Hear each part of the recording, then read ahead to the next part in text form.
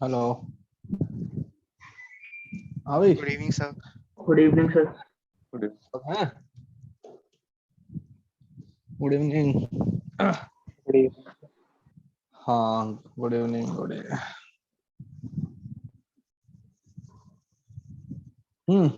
क्या करना है? क्या कर रहे थे? सर आपने HCV से कुछ होमवर्क दिया? हाँ, होमवर्क दिया था ना, कंडक्शन वाला पूरा। हाँ सर। हाँ, यस किसने सर, किया? किसने किया, किसने नहीं किया? कर लिया सर। सर एग्जाम्पल्स अच्छे से कर लिया और 18 तक पहुंचा हूँ। 20 क्वेश्चन बाकी। सर एग्जाम्पल नहीं किया सर बट एग्जाम एक्सरसाइज पूरी कर ली। हाँ सर, सर एक्सरसाइज एक्सरसाइज कर लिया। एग्जाम्पल नहीं देख रहा। एग्जाम्पल में हो गए सारे के सारे क्वेश्चन हो गए। सर हाँ एग्जाम्पल सर। नहीं देखे, एक्सरसाइज एग्जाम्पल नहीं देखी बट एक्सरसाइज हो एग्जाम्पल गई। बचा है। अब एक सेकंड, ऐसे कौन कौन है जिन्होंने एग्जाम्पल देखे बस और क्वेश्चन नहीं किया है? सर एग्जाम्पल देखे और क्वेश्चन भी किए पर सारे नहीं किए। सर मेरे भी क्वेश्चंस थोड़े से बचे हैं पीछे के। थोड़े से बचे हुए हैं। और हाँ, प्रतीक्षा, यस सर। ऐसे स्टूपिड मिस्टेक कैसे करते हो यार क्वेश्चन में, मतलब? हाँ। ध्यान से निकल गया था।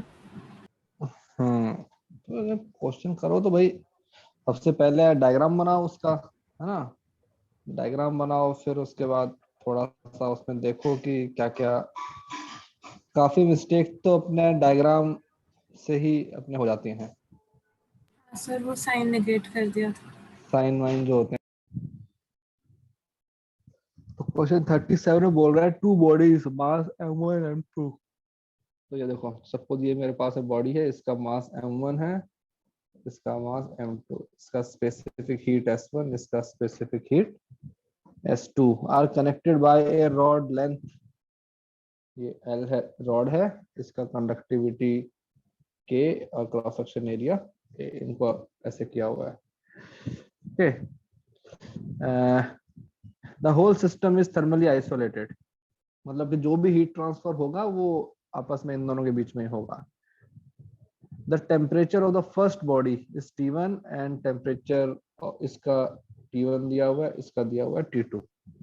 Find the temperature difference between the two bodies at a time T, और T2 बड़ा है। ठीक है, तो हीट फ्लो कहां से कहां पे होगा? T2 to T1। T2 to T1। T से T1। तो देखो, अगर हम इसी क्वेश्चन को अपने उसमें करते थे, क्या बोलते हैं, कैलोरीमेट्री वाले में करते, तो हो जाता है यार, कोई और दिक्कत ही नहीं थी हमारे पास में। तुम सिंपली बोलते कि इसने जितना हीट दिया उसने उतना हीट लिया। प्रॉब्लम कहाँ पे आती है? जब वो पूछता है कि कितने टाइम के बाद में क्या हो गया, तो क्या करेंगे बताओ? How do you think we should proceed with the question?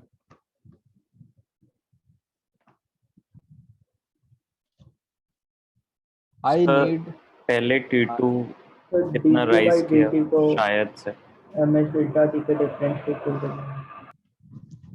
क्या क्या क्या क्या फिर से बोलो। तो dq by dt जितना हीट ट्रांसफर होगा उसको ms डेल्टा t के डिफरेंस के इक्वल कर देंगे। हाँ यार, तो उसके अंदर हमारे पास फंक्शन नहीं आएगा ना। ठीक है, मेरे को तो इतना पता है। देखो, हमें क्या चीज पता होती है? हमें पता है कि जो dq by dt है, ठीक है, dq by dt का मतलब होता है ka। ठीक है, क्या होता है अभी? डेल्टा t बाई l, ये होता है। हाँ सर। ओके। अगर मैं लिखूं dq by dt, इसका मतलब हुआ कि rate of heat absorb by, इसको सपोज मैंने बोल दिया a, इसको सपोज बोल दिया b, a ये है मान लो। तो यहाँ पे जो मेरा ये जो आएगा डेल्टा टी, ये क्या बन जाएगा? इसका टेम्परेचर है ये डेल्टा टी। ये बन जाएगा कि उस इंस्टेंट पे, ठीक है, उस इंस्टेंट पे व्हाट इज द क्या वो टेम्परेचर डिफरेंस ऑफ, तो ये मेरे पास है बन जाएगा T B minus T A. ये इतना होगा ना, हाँ सर। तो ये हमको निकालना है। तो अगर मुझे टीबी माइनस ये निकालना है तो बेसिकली मुझे हीट ट्रांसफर का रेट निकालना है। तो बताओ हाउ, स्टेप्स बताओ मुझे, किस किस ने ये क्वेश्चन कर लिया?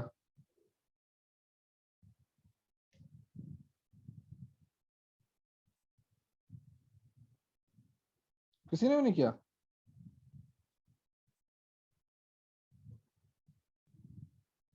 प्रतीक्षा? हाँ भाई। अटेम्प्ट करना बाकी और है ये। कोई तो होगा एक।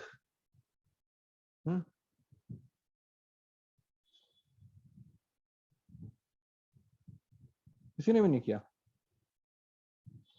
यार, ये तो बड़ा कॉमेडी वाला काम हो गया।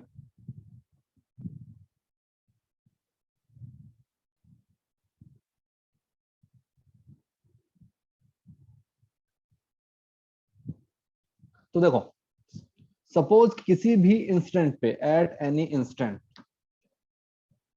इसका टेम्परेचर मैंने बोल दिया TA, इसका टेम्परेचर मैंने बोल दिया TB। सपोज ऐसा हो गया और अभी हीट फ्लो हो रहा है, अभी हमारा हीट फ्लो खत्म नहीं हुआ है, तो मुझे इक्वेशन निकालना है। तो यहां से हीट यहाँ पे आई होगी, कितनी हीट आई होगी, what is the relation between TA and TB? तो मैं लिख सकता हूँ ना कि इसका बन जाएगा M1S1, ठीक है। M1S1 क्या बन जाएगा भाई, TA minus T1, TA minus T1, और यहाँ से क्या बन जाएगा M2S2। M2S2, T1 minus TB, T2 नहीं ना, T2 माइनस TB, इतना हीट गया। ये यहाँ से मेरे पास ना, एक तो उनके बीच में ना रिलेशन आ गया है कि तुम्हारे पास में क्या हो जाएगा। अब और मैं देखता हूँ जो हीट इसके पास आया है, ठीक है। जैसे अगर मैं इसकी बात करूं तो मेरे पास बन जाएगा T2 जो है, नहीं T2 तो इनिशियल दिया हुआ था ना, तो जो टेम्परेचर ऑफ जो ये है B, अगर मैं इसकी बात करूं तो ये मेरे पास क्या बन जाएगा भाई,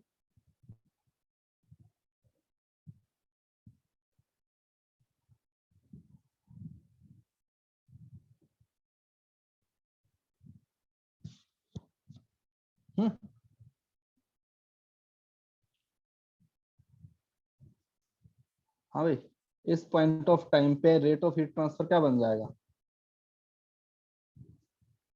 DQ बाई जो DT है, वो मेरे पास क्या बन जाएगा, हीट एब्जॉर्ब बाई A, तो वो बन जाएगा KA बाई L, ठीक है।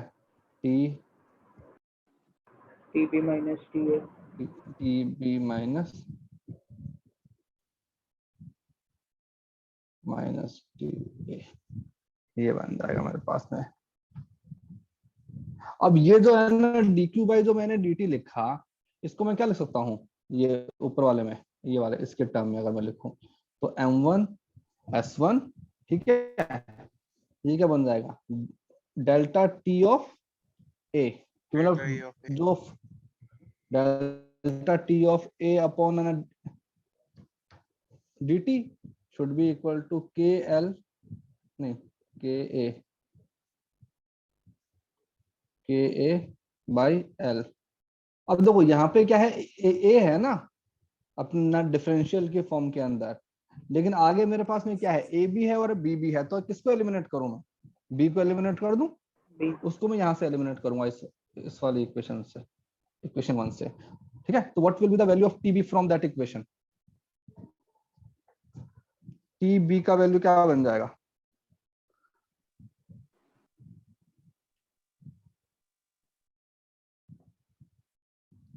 इक्वेशन 1 से what will be the value of TB, T2 minus M1S1 into TA minus T1 by M2S। तो इसमें M2S2 अगर मैं, T2 minus M1S1 TA minus T1 upon M2S2, तो ये बन जाएगा M2S2 T2 है ना, और minus minus M1 M1 S1 TA minus minus M1 S1 TA TA minus minus T1 upon upon M2 S2 M2 S2 minus TA, right.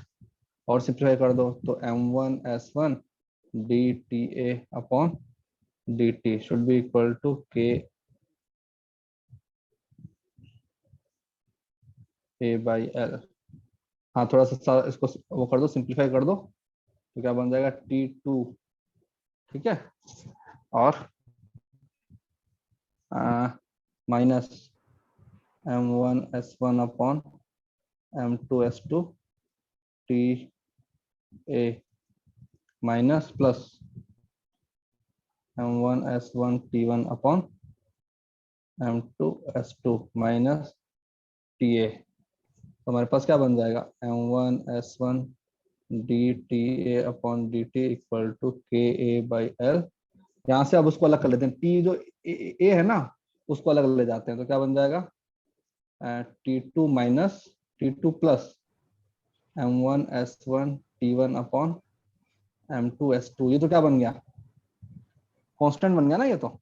और इसके yes अंदर क्या बचेगा माइनस TA और अंदर क्या बचेगा 1 plus M1 S1 upon M2 S2, ठीक है।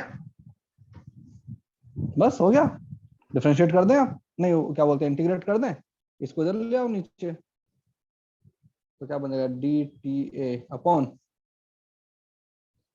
T2 plus M1 S1 T1 अपॉन M2 S2 minus TA 1 plus M1 S1 M2 S2, ठीक है, शुड बी इक्वल टू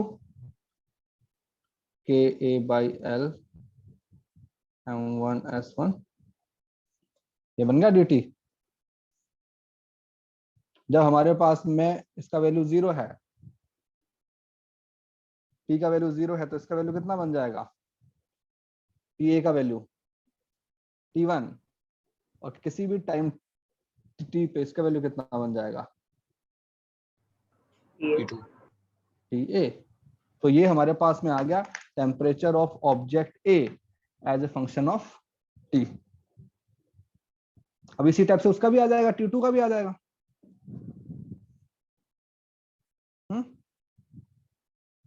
हाँ भाई, तो अगर कोई तुमसे सिंगल बॉडी का अगर पूछता है कि what is the temperature of any body as a function of time, तो हम ऐसे कर देंगे,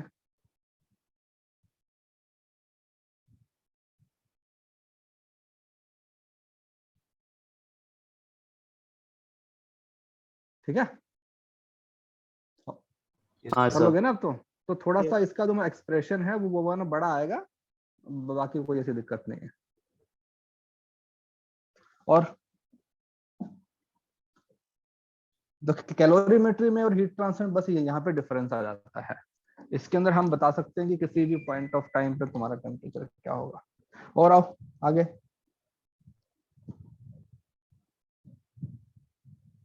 बाकी हो गए।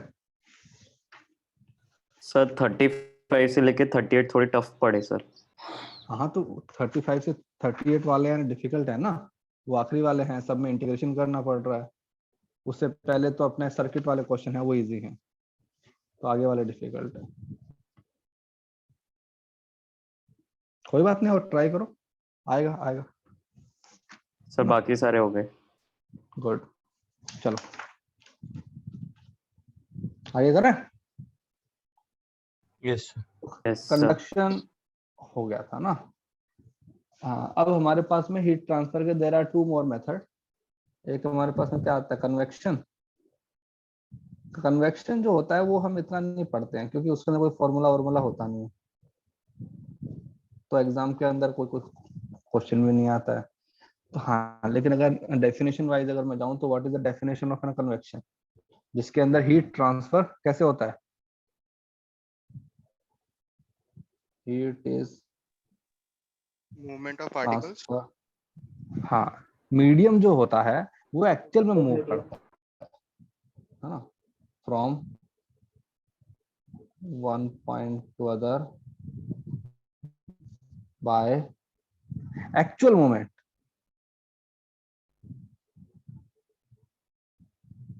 Actual movement of media. तो मीडियम है वो एक्चुअली जाएगा। और कौन सा मीडियम वहां पे ट्रेवल करता है? जो हीट वाला जो होता है ना, जिसका टेम्परेचर ज्यादा होता है, वो हमारे पास में कर जाता है। जैसे अगर अपने एक एग्जांपल लूं कि ये सपोज एन कंटेनर है, कंटेनर के अंदर पानी भरा हुआ है, यहां से इसको हीट किया, तो सबसे पहले जो नीचे वाला जो पानी है, जो मेरा कंटेनर के बॉटम में जो वाटर है, उसका टेम्परेचर हाई होगा। उसका टेम्परेचर हाई होगा तो उसका डेंसिटी कम हो जाएगा, नहीं है ना भाई? किसी भी लिक्विड को अगर करते हो तो वो अपने हीटअप हो जाता है ना, तो ये हमारे पास ऊपर चला जाएगा। ये अगर ऊपर चला जाएगा तो ऊपर का पानी कहाँ पे आ जाएगा? नीचे आ जाएगा। तो स्टार्ट किसने किया मोशन? मोशन स्टार्ट किया जो हमारे पास में जो हीटेड वाला था, जिसका टेम्परेचर ज्यादा था, वो हमारे पास में ऊपर चला गया। सेम फिनोमिना, सपोज तुम्हारे रूम के अंदर एसी ऑन है, तो वहां भी हो जाता है ऐसा ही। जो एसी के पास वाली हवा होती है वो ठंडी हो जाती है, तो जो बाहर दूसरे स्पेस में रूम में जो होती है, वहां से वो तुम्हारा एयर यहाँ के ऊपर फ्लो करता रहता है और पूरा कहते सर्कुलेट होता रहता है। ठीक है।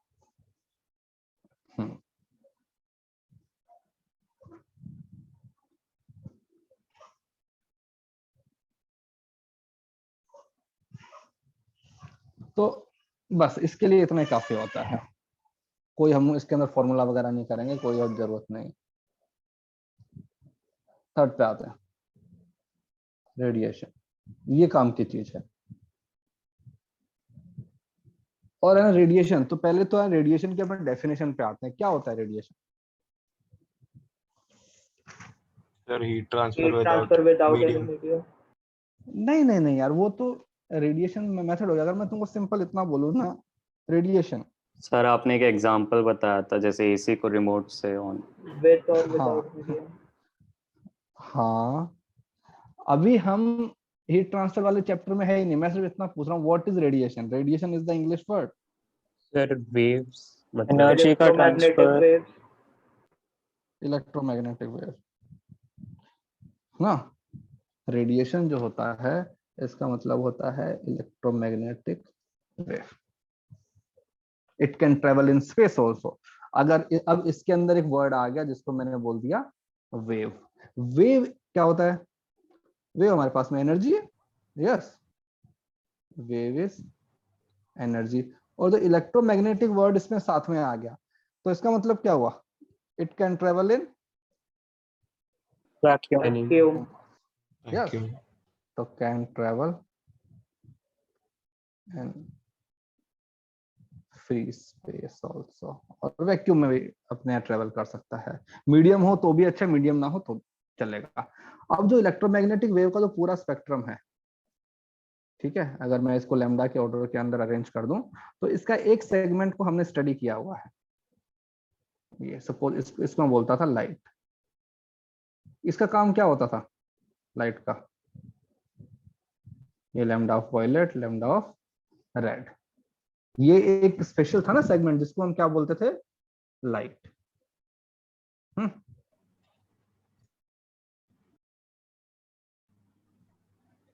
यार ये विजिबल लाइट है ना? लाइट का मतलब ही वही होता है, विजिबल स्पेक्ट्रम। सर तो इंफ्रारेड वो सब को लाइट कंसिडर नहीं करते? लाइट का मतलब होता है ओनली विजिबल स्पेक्ट्रम। जब मैंने तुमको ऑप्टिक्स स्टार्ट कराया था, तो ऑप्टिक्स में मैंने क्या बोला था? What is optics? Study of wave nature of light. और वेव नेचर में भी कौन सा? अब देखेंगे। ऑल्दो सारे के सारे जो मेरे वेव्स हैं वो ना रिफ्रैक्शन, रिफ्लेक्शन सब शो करते हैं, बट हम कौन सा पढ़ रहे थे? एक ऐसा स्पेक्ट्रम जो कि हमारे लिए विजन के लिए रिस्पॉन्सिबल है, जिसको हम लाइट बोलते हैं। ये लाइट है। अब वैसे ही जो हीट वाला है ना, अब अगर मैं बात करूं कि हीट, तो हीट की फॉर्म के लिए भी इसी के अंदर एक स्पेक्ट्रम है जो कि हमारे काम का है। ठीक है, तो बताओ, वो जो है वो होता है इंफ्रारेड रीजन। ठीक है,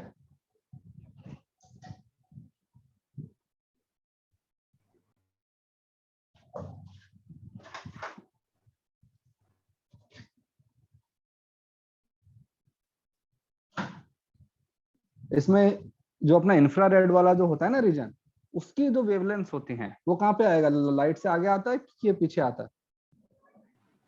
रेड के हाँ? उस तरफ। लाइट के आगे आएगा, मतलब कि उसका जो वेवलेंथ होता है वो ज्यादा होता है यहाँ पे। तो ये जो रीजन है, इसमें जो हमारे पास में जो वेव्स हैं उनके अंदर हीट होती है, ठीक है ना? तो अब अगर किसी बॉडी का जो हीट ट्रांसफर का जो मेथड हो रहा है, या फिर एक ऑब्जेक्ट है जिसका कह दो कि अगर टेम्परेचर हाई है, ठीक है, बाहर का टेम्परेचर मान लो लो है, तो TA जो है वो बड़ा है, TB छोटा है, और यहां से जो मेरा हीट ट्रांसफर जो हो रहा है दैट इज ये जो मेरे पास है इलेक्ट्रोमैग्नेटिक वेव, इसके फॉर्म में हो रहा है ना। तो ये जो मेरा मेथड है इसको हम बोलते हैं थर्मल रेडिएशन।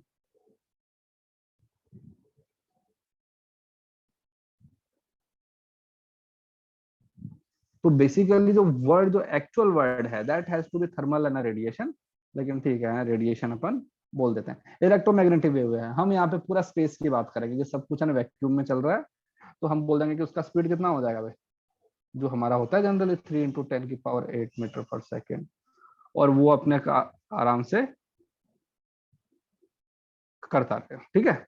ओके, अब कुछ चीजें बात याद करते हैं वापस। हमारे पास में कुछ चीजें होती हैं, एक तो होता है एनर्जी, ठीक है, फिर हमारे पास में एक वर्ड बनता है पावर, और फिर एक वर्ड बनता है intensity.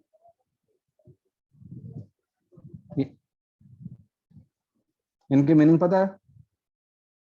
Energy is like quantity,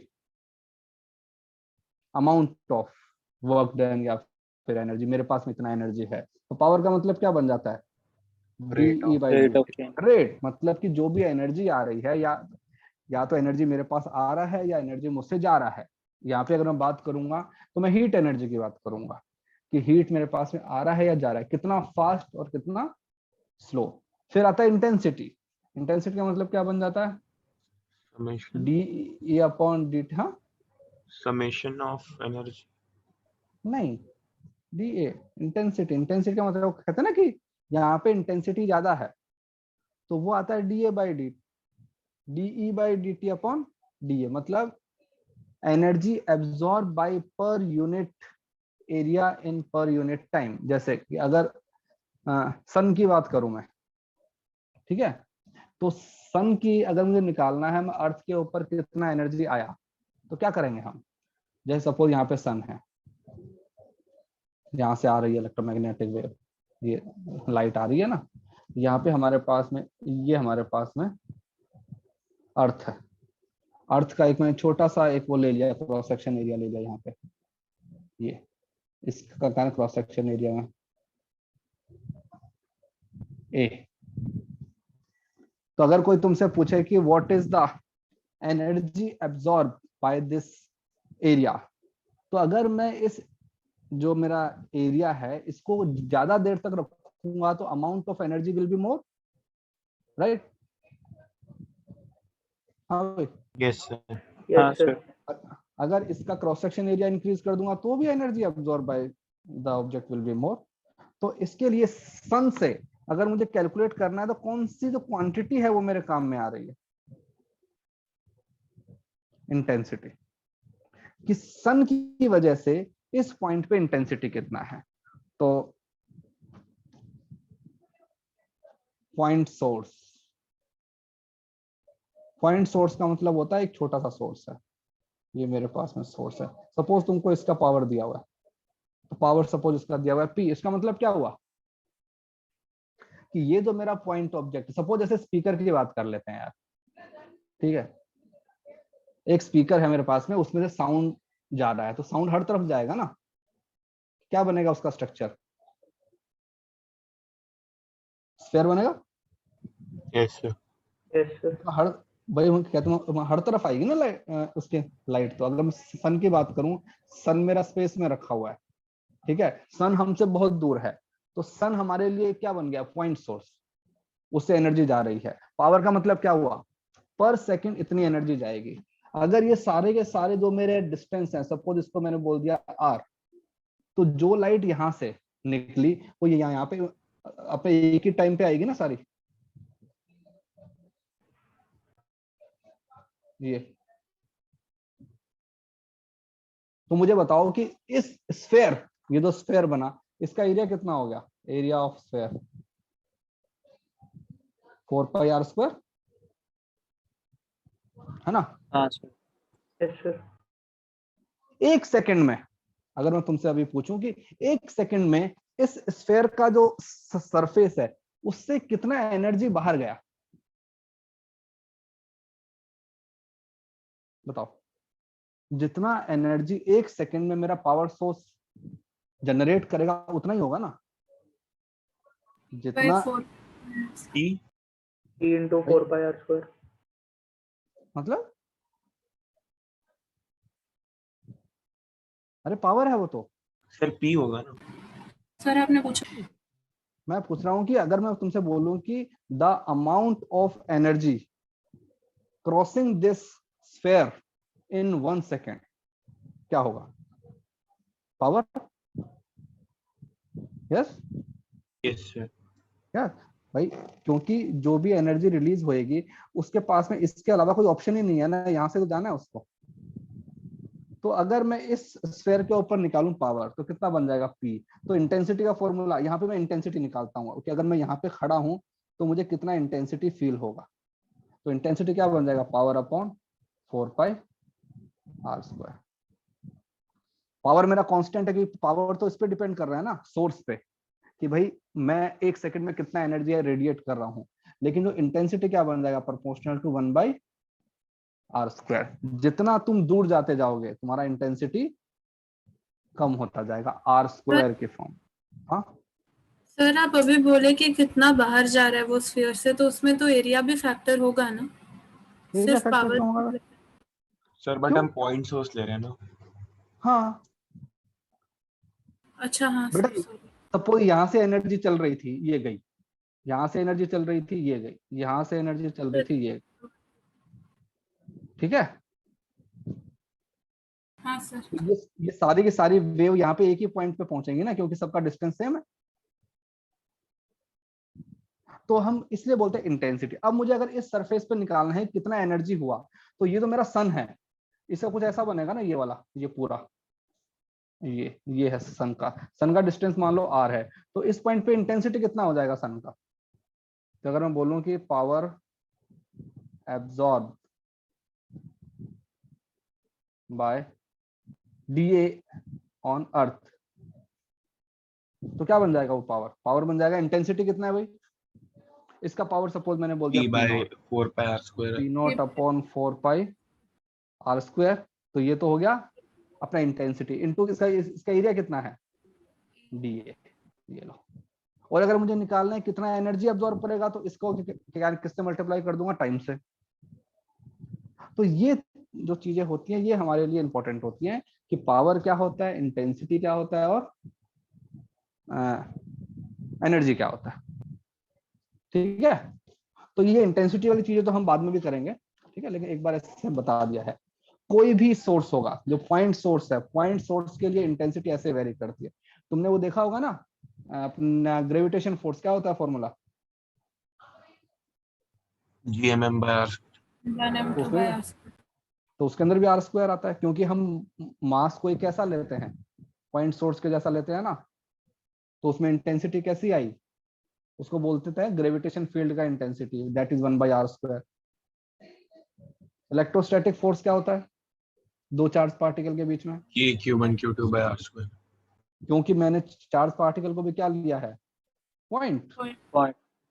तो वहां पे इलेक्ट्रिक फील्ड की जो इंटेंसिटी आई वो भी r² में। तो जहां भी तुम्हारे पास में पॉइंट आएगा, ठीक है, वहां पे जो भी इंटेंसिटी आएगी that will always be proportional to 1/r²। चाहे वो लाइट की इंटेंसिटी ले लो, ग्रेविटेशन फील्ड की ले लो, चाहे इलेक्ट्रिक फील्ड की ले लो, सबके फॉर्मूले सेम रहते हैं। सबका बिहेवियर जो होता है वो एक जैसा होता है। ठीक है? तो इसका भी आएगा हमारे पास में, यूज आएगा। तो पहले आता है रेडिएशन की थ्योरी पे आते हैं कि रेडिएशन जो होता है वो क्या बोलता है। Theory of thermal radiation. इसमें क्या बोला गया, इसमें बोला गया कि सपोज कोई बॉडी है, ये कोई भी एक बॉडी है, इसका स्ट्रक्चर कैसा भी है कोई नहीं पता, सपोज इसका जो टेम्परेचर है that is temperature of A, नहीं temperature of B, a body,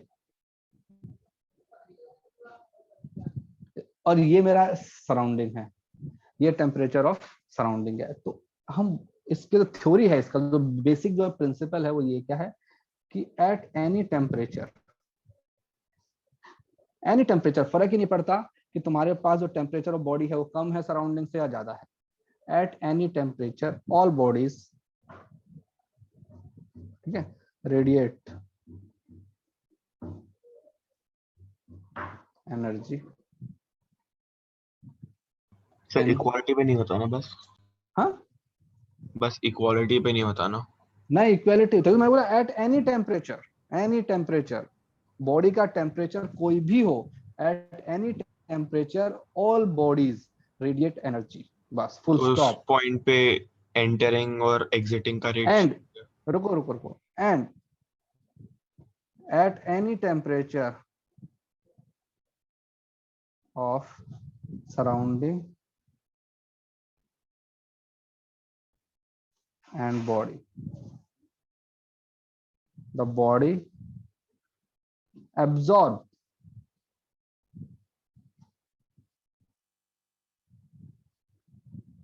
radiation energy।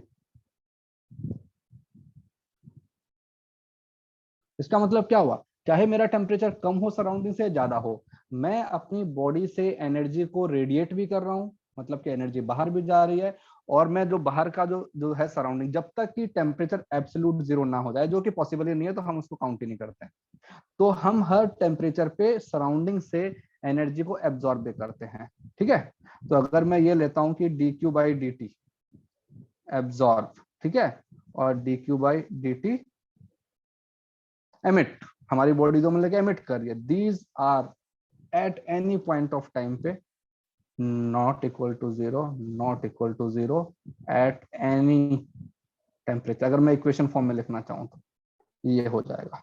अब देखो, किसी बॉडी का टेम्परेचर कम होएगा या ज्यादा होएगा, वो ना किस पे डिपेंड करता है, रिजल्टेंट पे। अगर मैं बात करूं कि नेट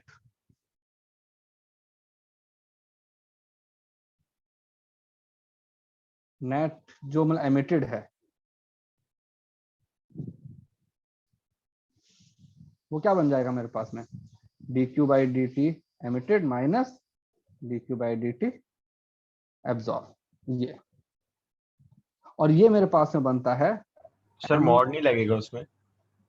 नहीं, वो यहाँ पे लिख रहा हूँ ना मैं, ms dt/dt, और ये जो मेरा है ना, जो ये है ना dt, ये मेरे पास में होता है, नहीं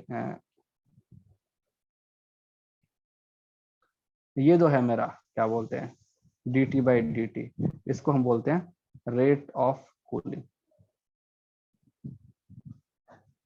भाई रेडिएशन जो होता है वो एक, अगर जनरली बात करो तो कोई भी जो बॉडी होती है ना, जैसे कि सपोज यार तुम चाय पी रहे हो, तुम्हारे सामने चाय का कप रखा हुआ है, ठीक है, तो उसकी वजह से जो हीट लॉस हो रहा है, तो वो तो हर तरह से हो रहा है ना, उसके अंदर कन्वेक्शन भी हो रहा है, कंडक्शन भी हो रहा है, और रेडिएशन भी हो रहा है, तीनों हो रहे हैं ना साथ में, क्योंकि तुमने चाय को कप के अंदर रखा हुआ है, कप को किसी ऑब्जेक्ट के ऊपर रखा हुआ है, तो वहां से भी हीट फ्लो हो रहा होगा। चाय अपने आप में लिक्विड है, तो लिक्विड के अंदर जो हीट ट्रांसफर होता है वो किससे होता है, कन्वेक्शन से होता है। कप को तुमने बाहर रखा हुआ है सराउंडिंग में, तो वो है सराउंडिंग के साथ भी हीट ट्रांसफर, तो ऑल मैकेनिज्म होते हैं। लेकिन जब बॉडी का टेम्परेचर बहुत हाई होता है तो रेडिएशन वाला जो एनर्जी का जो फंडा है उसका अमाउंट ज्यादा होता है, ठीक है। तो रेडिएशन वाली जो चीज है ना, इसका जो सिग्निफिकेंस है ज्यादा तब आता है जबकि बॉडी का टेम्परेचर ज्यादा होता है, सराउंडिंग का कम होता है। इसलिए हम जनरली जो टर्म काम में लेते हैं वो ये वाली लेते हैं, रेट ऑफ कूलिंग। हम मान के चल रहे हैं कि हमारा जो एमिशन है वो ज्यादा है और जो एब्जॉर्प्शन है वो कम है।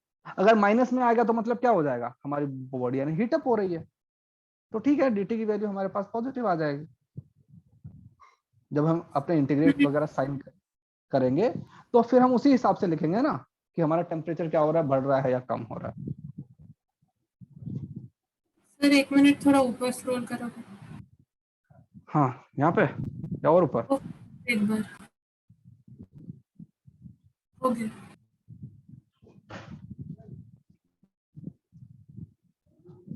तो ये हमारे पास में, अब कहते हैं सरफेस की बात करते हैं कि जो सरफेस होती है वो क्या क्या कर सकती है। ठीक है, सपोज किसी सरफेस पे रेडिएशन आ रहा है, तो मैं बात कर रहा हूँ AENT। अभी बताते हैं इनका मीनिंग क्या होता है। सपोज एक सरफेस है मेरे पास में, इसके ऊपर एनर्जी हमने इंसिडेंस की, रेडिएशन मतलब कि इलेक्ट्रोमैग्नेटिक वेव, मान लो क्यू एनर्जी थी, वो हमने इसके ऊपर अपने इंसिडेंस की। Now how many possibilities are there, क्या क्या हो सकता है उस एनर्जी का? सर एंटायर रिफ्लेक्ट हो जाए। अब्सॉर्ब या रिफ्लेक्ट। ये लो, ये मैंने बोल दिया QT, इतना एनर्जी ट्रांसमिट हो गया,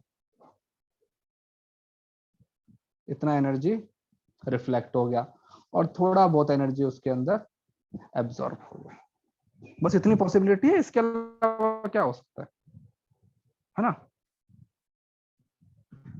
जो एनर्जी ट्रांसमिट हो गई है या फिर रिफ्लेक्ट हो गई है, उसकी वजह से इस सरफेस के टेम्परेचर में कोई फर्क नहीं पड़ेगा। सरफेस का टेम्परेचर को इम्पैक्ट करने वाली चीज कौन सी है? जो उसने एब्जॉर्ब किया है। तो बाई में एनर्जी में लिख सकता हूँ कि Q इक्वल टू क्या बन जाएगा, QA plus QR plus QT। तो यहाँ से क्या बन जाएगा, 1/QA upon Q plus QR sir ये अपॉन जो Q। बनाया आपने ऑब्जेक्ट एक लाइन है मतलब बस, या फिर उसके नहीं, नीचे सब? अरे कोई कहता हूँ सरफेस है ये भाई, कोई भी ऑब्जेक्ट होगा उसकी आउटर ओके सरफेस पे तो आएगा ना। ये मान लो सर। ऑब्जेक्ट है, ये लो, ये मान लो ऑब्जेक्ट है। तो इतनी हमारे पास पॉसिबिलिटी है ना बस। तो जो पहला टर्म क्या बन गया, fraction of an radiation absorb. Second वाला क्या बन गया, फ्रैक्शन ऑफ रेडिएशन रिफ्लेक्टेड। तीसरा क्या बन गया, फ्रैक्शन ऑफ रेडिएशन ट्रांसमिटेड। तो ये जो चीज है, इसको रिप्रेजेंट करते हैं A से, इसको बोलते हैं स्मॉल r से, इसको क्या बोलते हैं T से। इन तीनों का समेशन क्या होता है, 1। इनको ये भी बोल सकते हो कि coefficient of absorption, coefficient of an reflection, coefficient of transmission. Transmission. ठीक है, तो इन तीनों का जो समेशन है वो ये आएगा। अब देखो, ये जो चैप्टर है, इस चैप्टर के अंदर हम मान के चलेंगे कि रिफ्लेक्शन और ट्रांसमिशन नहीं हो रहा है, या तो एब्जॉर्प्शन हो रहा है या फिर हमारे पास में एमिशन हो रहा है। तो सबसे पहले आते हैं, एक वर्ड होता है, अगर तुमने सुनाओ, ब्लैक बॉडी। ब्लैक बॉडी नाम सुना है? Yes sir, Yes, black body sir. Radiation. Yes sir. सब कुछ एब्जॉर्ब कर लेते किस कलर की होती है? ब्लैक। ब्लैक। नहीं, ब्लैक बॉडी ब्लैक कलर की नहीं होती है ये वो। ठीक है, हो Red. सकती सर कलर ही नहीं है। हैं। डिपेंड करता है तो। नहीं भाई, हरे रंग की भी हो सकती है ब्लैक बॉडी, कोई जरूरी नहीं है ना। तो ब्लैक बॉडी जो है, उसका जो कॉन्सेप्ट है वो इससे नहीं आया है कि उसका कलर ब्लैक है। ठीक है, अब इसको ब्लैक क्यों बोलते हैं? सपोज एक तुम्हारे पास ब्लैक कलर का कोई ऑब्जेक्ट है, उसके ऊपर तुमने व्हाइट लाइट को मारा, तो क्या करता है ब्लैक कलर, क्या करता है व्हाइट सारे लाइट का? वेवलेंथ्स अब्सॉर्ब करते हैं। अब्जॉर्ब कर लेता है। सारी की सारी लाइट को वो एब्जॉर्ब कर लेता है, कोई लाइट को रिफ्लेक्ट नहीं करता है, तो वो हमको ब्लैक दिखता है, तो इसलिए उसका नाम हमने ब्लैक कर दिया। ब्लैक बॉडी का मतलब होता है ऑब्जेक्ट, मतलब कि bodies for which A equal to 1। क्या हुआ मतलब, एक ऐसी Absorbed बॉडी one. जिसके वो जिसके सारा black एनर्जी color की अब्सॉर्ब होती कर है। लेगा। हाँ, जिसके ऊपर जो भी वेवलेंथ को मैं इंसिडेंस करूं, कोई फर्क नहीं पड़ता, जैसे है ना, जैसे एक ये सरफेस है, तो इसके ऊपर चाहे मैं इसको इंसिडेंस करूं, ठीक है, सर चाहे तो मैं ब्लैक इसको, ही होगी ना, क्योंकि मतलब हाँ सब सर। एब्सॉर्ब कर लिया, तो ग्रीन तो तुमको तब दिखेगा जब रिफ्लेक्ट एक होके सेकंड, आएगा। अरे तुमको ये किसने बोला कि मैं इसके ऊपर विजिबल लाइट ही डालूंगा? सपोज मैंने इसके ऊपर सिर्फ वो डाला, मतलब इंफ्रारेड डाला, सर बट वो तो लाइट नहीं होती, मतलब इस केस में हमारे लिए। हाँ तो इसीलिए तो मैं रेडिएशन बोल रहा हूँ ना, ओके एब्जॉर्प्शन। किसी भी सरफेस के ऊपर जो भी रेडिएशन आ रहा है, अगर वो सारे के सारे जो ये हैं, सपोज मैंने उसके ऊपर मैं एक्सरे को डाला, बस एक्सरे डाला और उसने सारे के सारे एक्सरे को एब्जॉर्ब कर लिया, तो that body is black body for x-ray. ठीक है, अगर एक ऐसा ऑब्जेक्ट है जो कि माइक्रोवेव्स को अपने एब्जॉर्ब कर लेता है सबको, तो क्या बन जाएगा वो, that body is a black body for microwaves. तो एक्चुअल अगर डेफिनेशन में जाऊंगा तो एक्चुअल डेफिनेशन ये बन जाता है कि हर बॉडी जो होती है वो हर वेवलेंथ के लिए अलग अलग टाइप का वो करती है। तो तुमको स्पेसिफाई करना पड़ेगा कि ये अगर ब्लैक बॉडी है तो किसके लिए ब्लैक बॉडी है, कौन से उसके लिए। तो हम यहाँ पे एक अपने एज्यूम कर चल रहे हैं कि ब्लैक बॉडीज ऐसी बॉडीज हैं जिसके ऊपर कोई भी थर्मल एंड रेडिएशन को अगर मैं डालूं तो वो सबके सबको एब्जॉर्ब कर लेगा, इट एब्जॉर्ब ऑल रेडिएशन।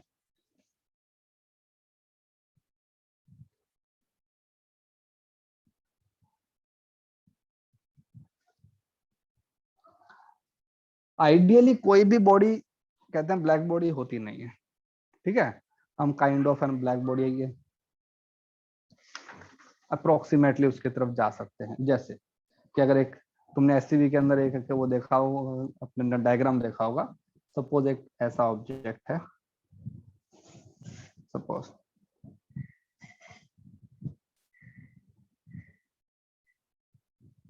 ठीक है, यहाँ पे एक छोटा सा हमने वो किया हुआ, होल किया हुआ है। सपोज ये जो ऑब्जेक्ट है इसका जो मैं अपना एब्जॉर्प्शन है, सपोज अपने एग्जांपल के लिए लेता हूँ कि सपोज ये है 0.5 है, इसका मतलब क्या हुआ कि जो भी एक इसके ऊपर मैं एनर्जी डालूंगा, हर बार जब वो इसके ऊपर स्ट्राइक करेगा तो 50% उसका अब्जॉर्ब हो जाएगा। हाँ सर। Yes sir. ठीक है, 50% उसका एब्जॉर्ब हो जाएगा और जो 50% है वो क्या हो जाएगा, रिफ्लेक्टेड ट्रांसफर। रिफ्लेक्ट हो जाएगा। मान लो कि अपने ने बाहर से पूरा कलर किया हुआ है तो ट्रांसमिट नहीं होगा। तो सपोज यहाँ से लाइट आई, मैंने कुछ यहाँ पे एक ऐसा ऑब्जेक्ट है लगा रखा था ये वाला, तो जैसे यहाँ पे आई तो क्या बन जाएगी, एब्जॉर्ब होएगी आधी, फिर यहाँ से यहाँ पे जाएगी, फिर यहाँ पे उसका 50% एब्जॉर्ब हो जाएगा, फिर सपोज यहाँ से यहाँ चली गई, यहाँ पे उसका 50% एब्जॉर्ब हो गया, फिर यहाँ चली गई, यहाँ चली गई, ठीक है, यहाँ चली गई। तो ऐसे अगर मैं उसके बहुत सारे वो करवा दूं तो मैं क्या सकता हूँ ना कि अप्रोक्सीमेटली उसने सारी जो एनर्जी थी उसको एब्जॉर्ब कर लिया। तो मैं इसको अपन ब्लैक बॉडी बोल सकता हूँ कि ठीक है, इस होल के अंदर जो भी लाइट जाएगी या फिर जो भी मेरा रेडिएशन जाएगा वो कहते हैं पूरा का पूरा एब्जॉर्ब हो जाएगा, अगर 0.5 भी उसका वो दिया हुआ है। बट कुछ पार्ट तो रिफ्लेक्ट होने के बाद होल के बाहर भी जा सकता है ना। हाँ तभी तो बोलना अप्रोक्सीमेट, अगर मैं इसके अंदर मान लो उसके इनफाइनाइट है ना रिफ्लेक्शन कहते करवा दूं तो क्या होगा,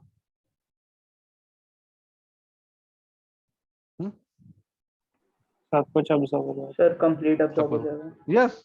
हाँ तो बात वही हो रही है कि ऑलमोस्ट अगर सब कुछ एब्जॉर्ब करा दूं, आइडियली कुछ नहीं होता है, आइडियली ब्लैक बॉडी नाम की चीज अपने एग्जिस्ट नहीं करती है कोई भी, ठीक है, लेकिन we can go close to that thing कि हाँ यार ठीक है काफी कुछ इसने एब्जॉर्ब कर लिया है। सर ये वही बाउंसिंग वाला केस हो गया। हाँ जैसे इनफिनिट बाउंसिंग होती है ना, मतलब हाँ आपने बॉल और छोड़ क्या, दी, कभी हाँ, फुल और एब्जॉर्ब नहीं होगा but close to zero. Yes yes yes yes, वो सेम चीज है, ठीक है। अब कुछ इसके अंदर और आते हैं टर्म्स, जैसे मेनली तो हमारे पास में काम में यही आएगा, ए आर और टी हमारे पास में इस चैप्टर में काम में नहीं है, इसको हम बोल सकते हैं absorptive power. Sir black hole को ब्लैक बॉडी बोल सकते हैं? ब्लैक होल बोल तो यार वो सकते तो हैं। बोल सकते हैं, अब मतलब क्योंकि उसके ऊपर भी जो भी जाता है उस चीज को वो अपने अंदर ही कहता रख कुछ लेता है। एब्जॉर्ब हो जाएगा। हाँ लेकिन अभी ब्लैक बॉडी का अभी तुमको एक ही चीज सर बताइए, बट दूसरी चीज ब्लैक भी होल बताऊंगा। चीजें बाहर भी कभी कभी फेंकता है। रुको ना, अभी अभी ब्लैक बॉडी का डेफिनेशन पूरा नहीं हुआ है, अभी आता है, ठीक है। तो इसको एब्जॉर्प्टिव पावर भी बोल देते हैं या फिर बोलते हैं कि कोफिशिएंट ऑफ मतलब एब्जॉर्प्शन भी बोल देते हैं, ए, ठीक है। और फिर क्या बन जाएगा, for black body A equal to 1, ठीक है। अब एक और वर्ड आता है जिसको बोलते हैं इमिसिव पावर, ठीक है, कि कोई भी बॉडी कितनी एनर्जी को ना रेडिएट कर रहा है।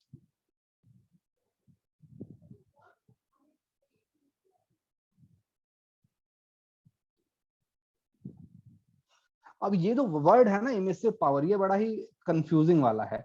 अगर इसके नाम में तो लिखा हुआ है पावर, राइट, लेकिन ये एक्चुअल में इंटेंसिटी है।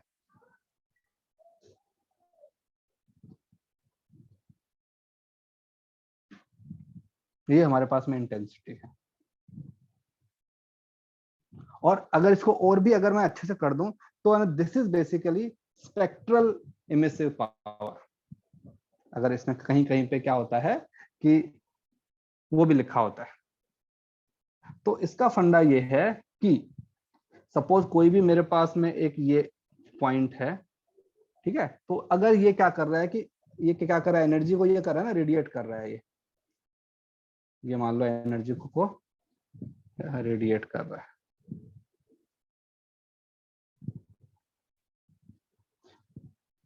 तो ये जो एनर्जी को रेडिएट कर रहा है उसमें इंटेंसिटी का फॉर्मूला हमने क्या बताया था भाई? सर क्या होता है पावर एनर्जी बाय का formula? Power by area. Area. तो या तो मैं ये बोल सकता हूँ कि delta U energy upon delta A into delta T. इसमें एक चीज और आती है, डेल्टा लैम्डा, कि एक छोटे से लैम्डा, इसीलिए इसको बोलते हैं स्पेक्ट्रल अपना इमिसिव पावर, ठीक है। अगर इसको मैं वर्ड बोल दूं ना तो उसको बोलते हैं स्पेक्ट्रल। सर ये लैम्डा क्यों आया यहाँ पे? हाँ अभी मैं बता रहा हूँ ना, स्पेक्ट्रल एमिसिव पावर मतलब क्या हुआ कि सपोज यार अगर कोई बॉडी हीट रिलीज कर रही है, मतलब एनर्जी रिलीज कर रही है, तो उसके अंदर डिफरेंट डिफरेंट वेवलेंथ की आएंगी सारी। तो ये बता रहा है कि वेवलेंथ का एक जो छोटा सा सेगमेंट है, ठीक है, ये लैम्डा है, ये लैम्डा प्लस डेल्टा लैम्डा है, भाई इस टाइप से होंगे ना सारे। तो ये जो छोटा सा जो मेरा बन गया ना, ये बन गया बैंड। इस बैंड के टोटल इंटेंसिटी कितनी जा रही है, ठीक है। अगर मैं इसको इंटीग्रेट कर दूंगा, अगर मैं इसको इंटीग्रेट कर दूं कि ई लैम्डा इंटू डी लैम्डा, तो ये बन जाता है टोटल इमिसिव पावर। तो टोटल जो इमिसिव पावर है वो बेसिकली क्या है, इंटेंसिटी। कि भाई कोई भी तुम्हारी सरफेस है, जैसे कि अगर सपोज मैंने एक स्फेरिकल ऑब्जेक्ट ले लिया, ठीक है, इसके ऊपर मैंने एक छोटा सा ये ले लिया क्रॉस इसका एक मतलब एरिया ले लिया ए, जो एनर्जी है वो तो हर से ही जा रही है। तो अगर मैं यहाँ पे मैं एनर्जी को अगर मैं वो करूँ ना, डिफाइन करूँ, तो ये क्या होगा कि इस एरिया से पर सेकेंड में कितना एनर्जी रिलीज हो रहा है, तो जाएगा ना इंटेंसिटी क्या बन जाएगा मेरा, इंटेंसिटी क्या बन जाएगा भाई, डेल्टा ई अपना एनर्जी अपॉन डेल्टा ए डेल्टा टी। इसको बोलते हैं ना इंटेंसिटी। कि इस छोटे से इस ये जो मेरा जो मैंने ये बनाया क्रॉस सेक्शन एरिया बनाया, यहां से जो एनर्जी है ना एमिट हो रही थी, उसकी इंटेंसिटी इतनी है ना। अब जो एनर्जी बाहर जा रही थी उसके अंदर वो थे ना डिफरेंट डिफरेंट है ना, वो थी ना वेवलेंथ थी। तो ये बता रहा है कि स्पेक्ट्रल कि उसके अंदर कौन से स्पेसिफिक लैम्डा के लिए कितनी एनर्जी गई थी। तो यहाँ पे अगर ई लैम्डा और ये जो था ना डेल्टा लैम्डा, इसको इधर ले जाओगे और इसको इंटीग्रेट कर दोगे तो हमारे पास में क्या बन जाएगा, टोटल एमिसिव पावर। कहीं पे इसका कुछ यूज नहीं आता है, कोई वो नहीं मतलब नहीं है। कभी कभी जो डेफिनेशन हो सकता है स्कूल में तुमसे पूछ लें तो कर देना। हाँ इसमें एक चीज कभी कभी वो बोलते हैं कि एमिसिव पावर का वो बता दो, क्या बोलते हैं, डायमेंशन फॉर्मूला। तो सब लोग क्या करते हैं, पावर का फॉर्मूला लिख के आते हैं, बल्कि ये पावर नहीं है, ये इंटेंसिटी। कूल, ये बस ऐसे चल रहे हैं, इंट्रोडक्शन वाली चीजें चल रही हैं, फॉर्मूले वाली चीजें अपने पास बाद में आएंगी। ठीक है, अभी किसी ने बोला था कि सर जो ब्लैक होल है, ब्लैक होल को मैं क्या लूं, क्या मैं उसको ब्लैक बॉडी की तरह ट्रीट कर सकता हूं, है ना, किसी ने बोला था। तुम क्या सोचते हो? Sir Can I treat technically black hole नहीं as- बोल सकते, बिकॉज हम लोग ने जो जैसे हमको पता है कि एग्जिस्ट कर रहा है, वो ऑब्वियसली फोटो लेके क्या है, और देखने के लिए तो आपको लाइट चाहिए ही ना किसी भी चीज के लिए। तो somehow light is escaping, although event horizon के नीचे जाके नहीं हो रहा, बट बाहर से समहाउ इट्स एस्केपिंग। ओके। तो अगर तुम अकेले, if you are talking only about light, तो ठीक है। यहाँ पे जो ब्लैक बॉडी है उसका काम ये नहीं है कि मुझे सिर्फ चीजों को एब्जॉर्ब करना है। तुमने सबसे पहली अपनी लाइन देखी होगी, क्या बोला था भाई? थर्मल जो है इसने क्या बोला था कि हर बॉडी हर टेम्परेचर पे एनर्जी को एब्जॉर्ब भी करती है और रिलीज भी करती है। तो ब्लैक बॉडी जो है उसका मतलब ये नहीं है कि मैं सिर्फ चीजों को एब्जॉर्ब कर रहा हूँ। तो देखो ये मेरे पास ब्लैक बॉडी है, सपोज एक ब्लैक बॉडी है, इसके ऊपर में मैंने इंसिडेंस किया अपना रेडिएशन। सपोज यूनिवर्स में और कुछ है ही नहीं, ये ब्लैक बॉडी है और मैं बाहर से क्या कर रहा हूँ, रेडिएशन को इसके ऊपर फेंक रहा हूँ। तो ये क्या करेगा? सपोज ये λ1, ये λ2, ये λ3, ये λ4, मैंने 4 वेव इसके ऊपर भेजी, तो ये चारों की चारों को एब्जॉर्ब कर लेगा, right? Yes sir. Yes sir. Absorb all simultaneously. उसी टाइम पे क्या हो रहा है, ये इनको एमिट भी कर रहा है।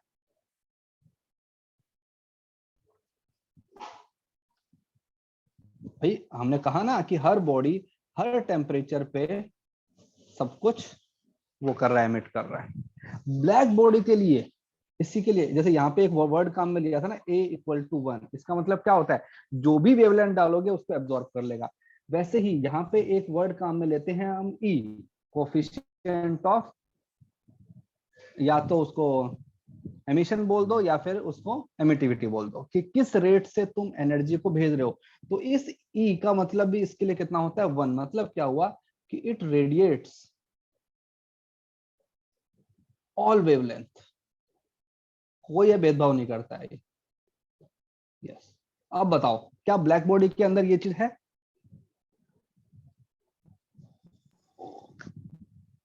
नहीं है। नहीं सर। नहीं है। इन दोनों चीजों को कंबाइंड जब उसका इफेक्ट आता है तब उसको बोलते हैं ब्लैक बॉडी।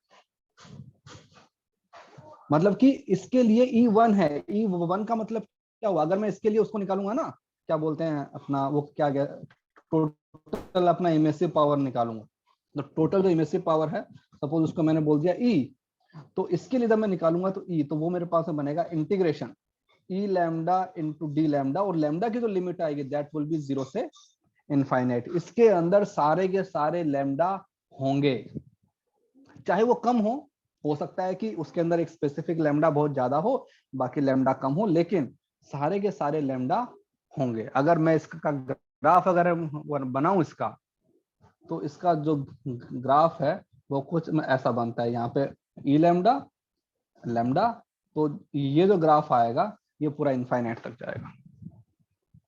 कोई भी इसके अंदर बीच के अंदर ऐसा नहीं है कि स्पेस बन जाएगा कि नहीं ये वाला लैम्डा इसके अंदर मिसिंग है, चाहे उसकी एनर्जी कम हो लेकिन होगी जरूर। तो यहां से ये जो वर्ड है ये हमारे लिए बहुत काम का है। तो इसके लिए इसकी वैल्यू भी कितनी होती है? 1 होती है। और जब हमारे क्वेश्चन आएंगे इस चैप्टर के, अगर वो तुमको ए और ई की वैल्यू देता नहीं है, ठीक है, तो हमको अज्यूम करना है कि वो ब्लैक बॉडी की ही बात कर रहा है, उसके अलावा किसी ऑब्जेक्ट की बात नहीं कर रहा है। हम उसकी वैल्यू लेंगे। यहां से हमारे पास एक और लॉ आता है, किरचॉफ लॉ।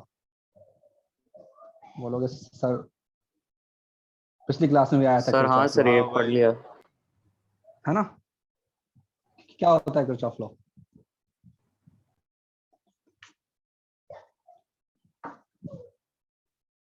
बताओ बताओ।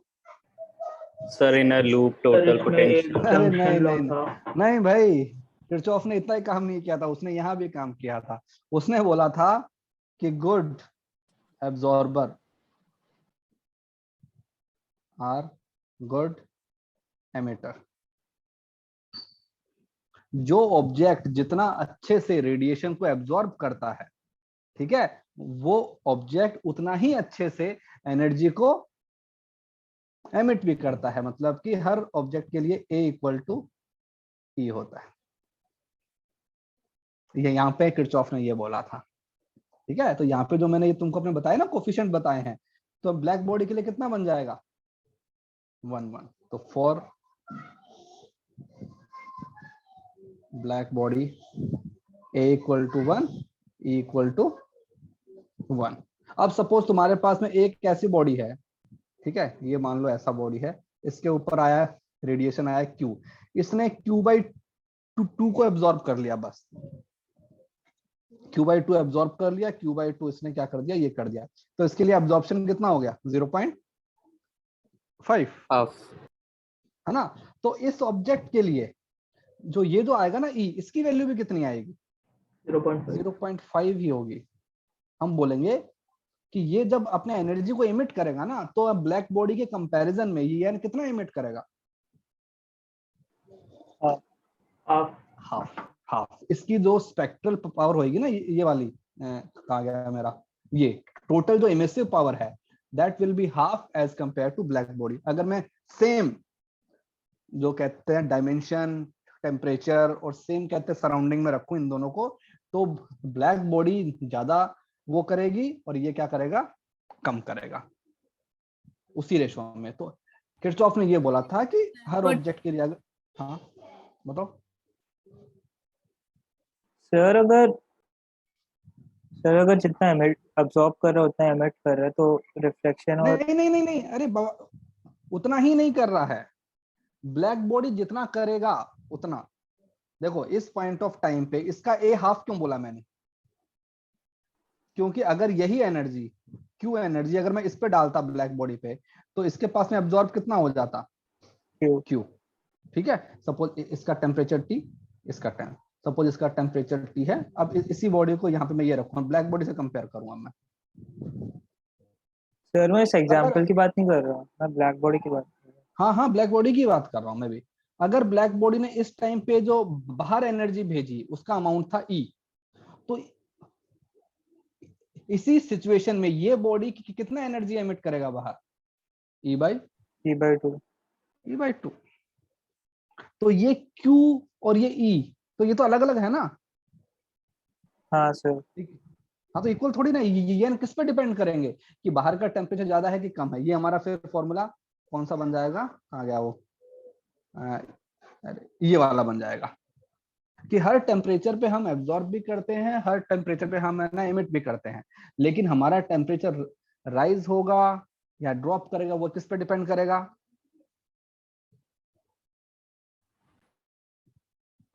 Rate of absorption and emission, किसका इम्पैक्ट ज्यादा है ना। तो ये हमारे पास में चीजें आती है, ये सारी थ्योरी। हाँ बेटा, सर A+E2 नहीं हो जाएगा क्या, वो A+E+R1 होना चाहिए ना यूनिवर्सली। A+R+T इक्वल टू 1 होना चाहिए, A+E थोड़ी ना है कहीं पे। हाँ सर, सॉरी। है ना, एब्जॉर्प्शन आवर में डिफरेंस क्या है? अरे R क्या है, रिफ्लेक्शन। तुम्हारे ऊपर वेव आई और वही वेव वापस चली गई, उसने अपने वाली को थोड़ी ना निकाला है। डेफिनेशन क्या था, what is the difference between reflection and emission. Emission होता है मैं अपने अंदर से तुमको निकाल के दे रहा हूं, है ना। रिफ्लेक्शन का मतलब क्या हुआ, कोई चीज बाहर से आ रही थी और मैंने उसको वापस भेज दिया, मैंने अपने अंदर से कुछ नहीं दिया। तो ये है ना डिफरेंस उसमें।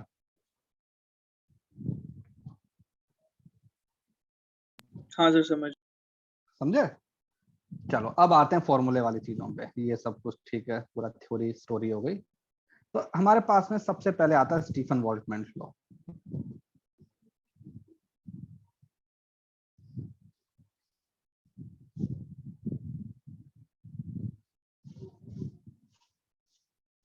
तो स्टीफन बोल्ट्जमैन ने क्या बोला था कि भाई the energy of thermal radiation, ठीक है, बाय ब्लैक बॉडी की बात कर रहा है वो, एक बार के लिए ये ब्लैक बॉडी की बात कर रहा है सिर्फ, कि अगर कोई भी एक ये ब्लैक बॉडी है, सपोज इसका जो सरफेस एरिया है जो कि सराउंडिंग के अपने टच में है, सपोज जो इसका सरफेस एरिया है इज A, इसका जो टेम्परेचर है दैट इज सपोज T, इसके लिए ए का वैल्यू कितना हो जाएगा, नहीं ई का वैल्यू कितना हो जाएगा, ई 1 ना ब्लैक बॉडी के लिए। तो इन्होंने बोला कि भाई अब जो ये जो चीज है, ये जो एनर्जी जो पावर को है ना एमिट कर रहा है, जितना पावर को ये एमिट कर रहा है, मतलब कि dq/dt, ये हमारे पास बन गया है पावर। यहाँ पे पावर की बात कर रहा हूँ। ये पावर जो एमिट कर रहा है that is proportional to temperature की पावर 4।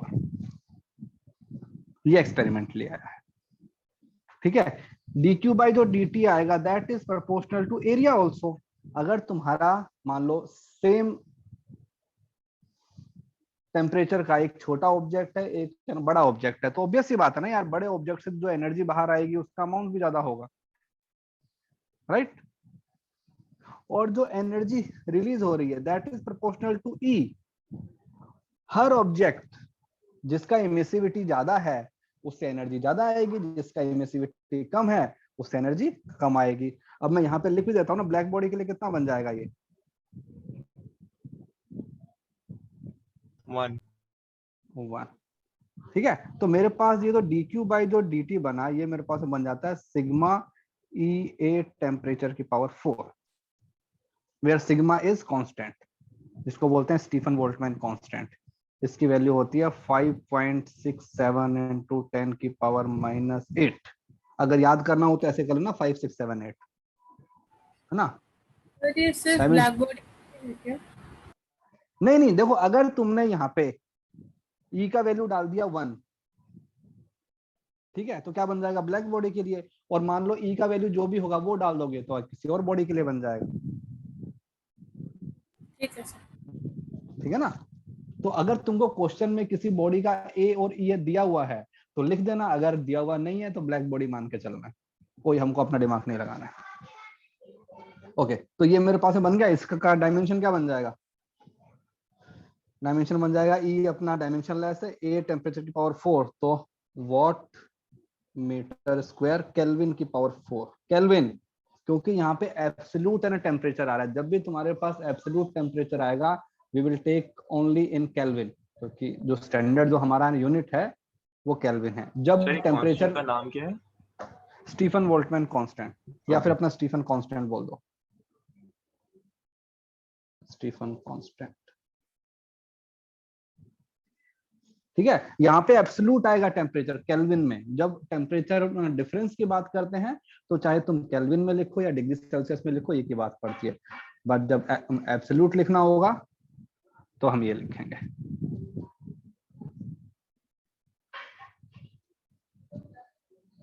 ठीक है। सर यहाँ हाँ पे ई की वैल्यू 0 हो सकती है? ई की वैल्यू 0 कैसे होगी यार बताओ, मतलब कि तुम तो ये तो हमारा जो थर्मल जो वो था क्या बोलते हैं हाइपोथेसिस थी, उसी के अगेंस्ट हो गया ना। हमने क्या बोला है कि हर टेम्परेचर पे हर बॉडी थर्मल एंड रेडिएशन करती है, तो मतलब इसका मतलब क्या हुआ, ई का वैल्यू 0 हो गया तो कि वो रेडिएट ही नहीं कर रहा है। तो अगर वो रेडिएट ही नहीं कर रहा है तो हमारे किस काम का।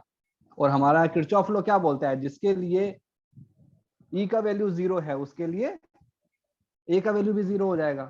तो ना ही वो एब्जॉर्ब करेगा ना ही वो एमिट करेगा, तो हमारे किस काम का है वो, किसी काम का नहीं। हाँ सर। अब काइंड देखो, ऑफ बन गया ना फिर तो।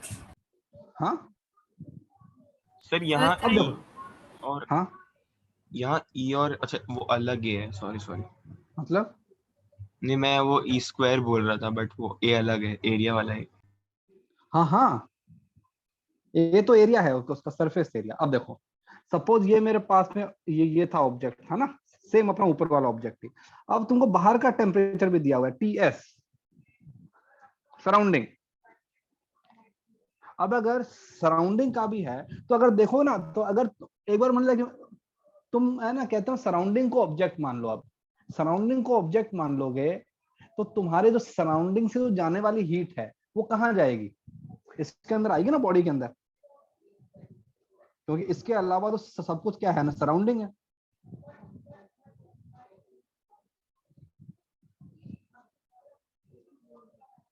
तो अगर कहते हैं सराउंडिंग को अगर मैं एक बार के लिए बोल दूं कि सराउंडिंग एक मेरा ऑब्जेक्ट है, तो सराउंडिंग कितना वो करेगा, एमिट करेगा।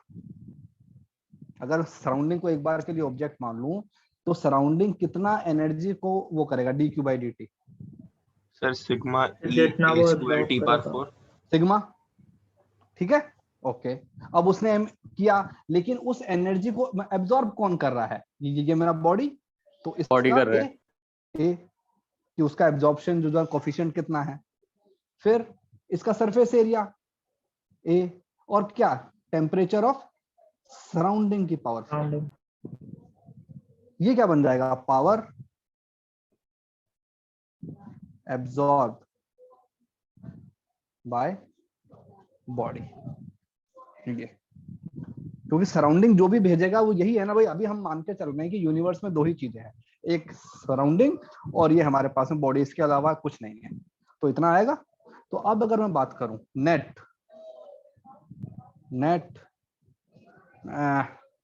लॉस ऑफ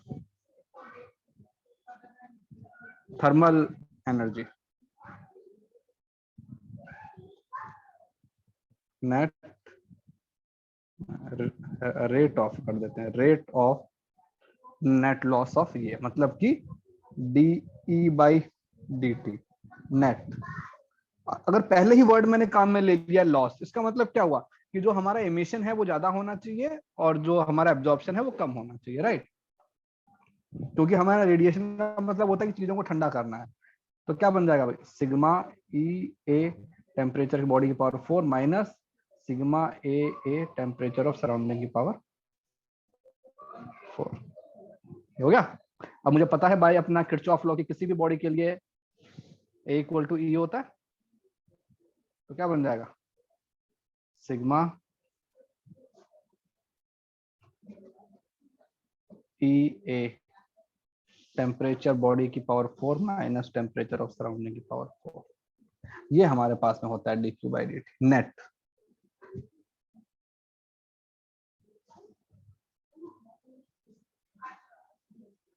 अभी तक हमने कोई भी अप्रोक्सीमेशन नहीं किया, ये है नेट हीट लॉस पर सेकेंड। अब बताओ, अगर तुम अपनी बात करो, बॉडी की बात करो, सपोज तुम किसी रूम के अंदर खड़े हो, तो तुम्हारी बॉडी भी रेडिएट कर रही है ना एनर्जी को। यस भाई हमको सिग्मा पता है, अगर हमको हमारे बॉडी का कोफिशिएंट ऑफ एब्जॉर्प्शन या फिर कोफिशिएंट ऑफ ये अपना इमिशन पता है, ठीक है, और हमारा टेम्परेचर और उसका पता है, तो हमारी बॉडी भी एनर्जी को रेडिएट कर रही है यहां से। अभी तक हमने कोई भी अप्रोक्सीमेशन नहीं किया, अब मैं थोड़ा सा अप्रोक्सीमेशन करता हूं, ठीक है। कैसे, मैंने बोला कि इफ टेम्परेचर ऑफ जो सराउंडिंग है, ठीक है, केल्विन में बात करें ना, तो मैंने बोला कि अगर टेम्परेचर ऑफ जो बॉडी है, ये temperature of body is equal to temperature of surrounding plus delta T. Difference तो होगा ही। और अगर ये जो तुम्हारा जो डिफरेंस है, ये जो तुम्हारा डिफरेंस है ना, ये बहुत ही छोटा है as compare to temperature of surrounding, तो थोड़ा सा अप्रोक्सीमेशन हम कर देते हैं। वो अप्रोक्सीमेशन कैसे करेंगे, चलो देखते हैं। मतलब इसका मतलब क्या हुआ कि बॉडी के बीच में जो जैसे कि अगर सराउंडिंग में बात करूं, तो हमारा जो कहते हैं टेम्परेचर कितना होता है अप्रोक्सीमेटली सराउंडिंग का, अगर 30 डिग्री भी हुआ तो कितने केल्विन हो गया,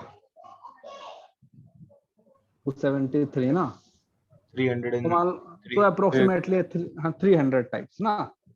तो अगर सराउंडिंग का टेम्परेचर 300 है और अगर मेरा टेम्परेचर और जो बाहर का जो सराउंडिंग है उसके टेम्परेचर के बीच में जो डिफरेंस है वो suppose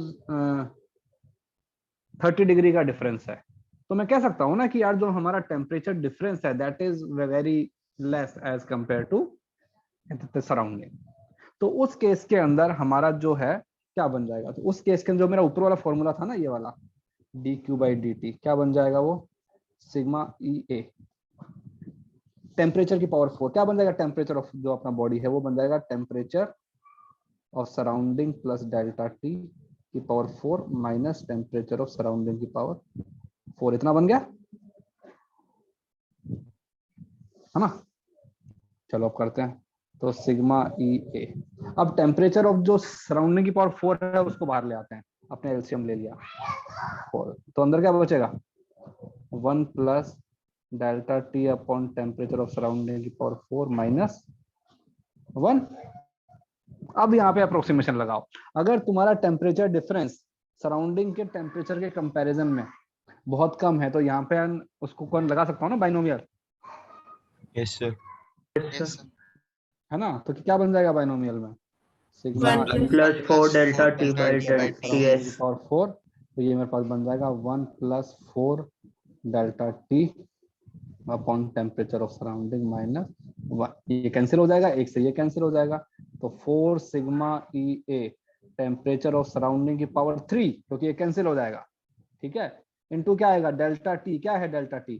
temperature of body minus temperature of surrounding.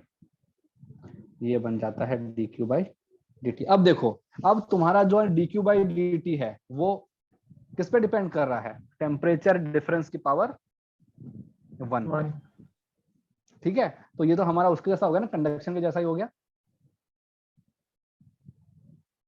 तो जब ऑब्जेक्ट मतलब ऑब्जेक्ट और सराउंडिंग के बीच में जो टेम्परेचर डिफरेंस है दैट इज लेस, तो जो बिहेवियर है वो ऑलमोस्ट हमारा कंडक्शन के जैसा ही हो जाता है, क्योंकि टेम्परेचर ऑफ जो सराउंडिंग का क्यूब यहाँ पे आ रहा है वो तो कांस्टेंट है ना, वो तो उसके अंदर तो फर्क नहीं पड़ता। तो ये पूरी चीज क्या बन गई है? कांस्टेंट। तो अगर मैं तुमसे पूछूं कि किसी भी बॉडी का टेम्परेचर निकालना as a function of time, तो क्या कर दोगे? निकाल दोगे? कैसा फंक्शन आएगा?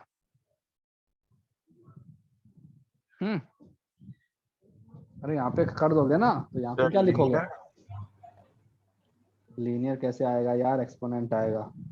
देखो ये क्या होता है? Delta Q. डेल्टा क्यू हो गया एम एस, ठीक है, delta T upon D T should be equal to 4 sigma E A temperature cube की power T minus T S. तो क्या बन जाएगा?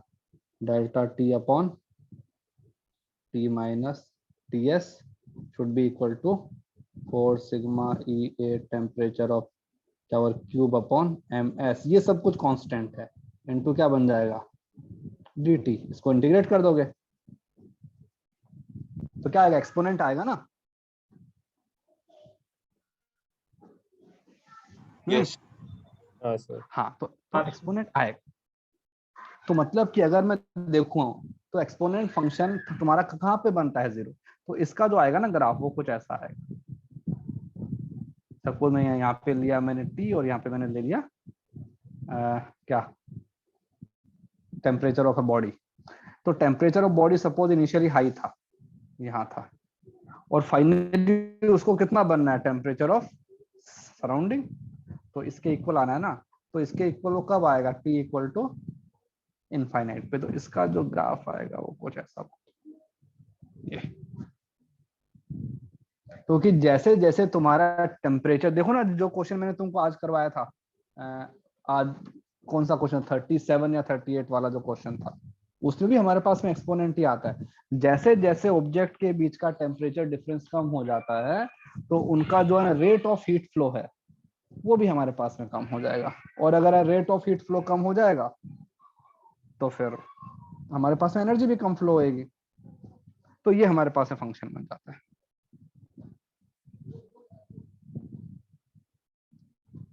ठीक है? Yes sir. Yes sir. अब देखो, अब यहाँ पे तो हमने एक अप्रोक्सीमेशन किया, ठीक है, अब एक और अप्रोक्सीमेशन करते हैं।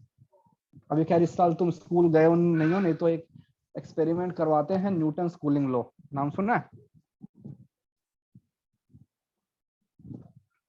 नहीं सर। नाम सुना। और Nice. तो जैसे यहाँ पे जो मेरा ग्राफ आया ना उसी को थोड़ा सा एनालाइज करते हैं। ये जो ग्राफ है ये कुछ ऐसा है, जो है ना। तो अगर इसके अंदर मुझे पता है कि ये जो ग्राफ है पूरा कर्वेचर वाला है ना, पूरा कर्व है, लेकिन अगर मैं इसमें एक छोटा सेगमेंट ले लूं, ये सेगमेंट ले लिया, तो ये मेरा जो ऑलमोस्ट क्या बन गया, स्ट्रेट लाइन बन गया ये। Yes Yes, sir. अगर यहाँ पे एक ले लूं तो यहाँ भी एक मेरा ऑलमोस्ट स्ट्रेट लाइन बन गया। अगर एक इंटरवल में यहाँ ले लूं तो ये भी मेरा एक ऑलमोस्ट स्ट्रेट लाइन बन गया ना। तो जैसे कि देखो ये, अगर बात है कि मैं यहाँ पे इक्वल इंटरवल लेता हूँ, ये देखो अब टेम्परेचर, सपोज ये है मेरे पास में डेल्टा टी, और ये मेरे पास में क्या आएगा, DT1। तो अगर मुझे सेम टेम्परेचर और डिफरेंस क्रिएट करना है, तो पहले तो कॉमन सेंस से बताओ कि अगर सेम टेम्परेचर डिफरेंस क्रिएट करने में, सपोज इसको मैंने बोला 1 और इसको मैंने बोल दिया 2, तो पहले वाले के अंदर कम टाइम लगेगा या दूसरे वाले के अंदर? किसी ऑब्जेक्ट को 100 से 80 आने के अंदर टाइम लगा मान लो T1, तो 80 से 60 आने के अंदर टाइम लगा T2, तो T1 और जो T2 है इसमें से कौन सा बड़ा होगा, कौन सा छोटा होगा?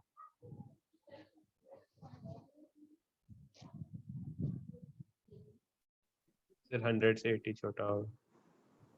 100 से 80 में भाई, क्योंकि टेम्परेचर ज्यादा है, टेम्परेचर ज्यादा होता है तो हीट फ्लो जल्दी जल्दी होता है, हीट फ्लो जल्दी जल्दी होगा, तो ms इंटू डेल्टा टी वो मेरे पास जल्दी हो जाएगा। तो T1 छोटा होगा, T2 बड़ा होगा। तो अगर मैं यहाँ भी वही चीज देखूं,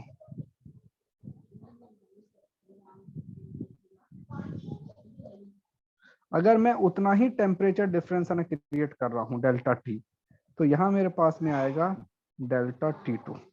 तो मैं यहाँ पे कह पाऊंगा ग्राफ से भी कि डेल्टा T2 जो है it is greater than delta T1। अब स्ट्रेट लाइन के अंदर बहुत एक अच्छी चीज होती है ना यार, ये स्ट्रेट लाइन है,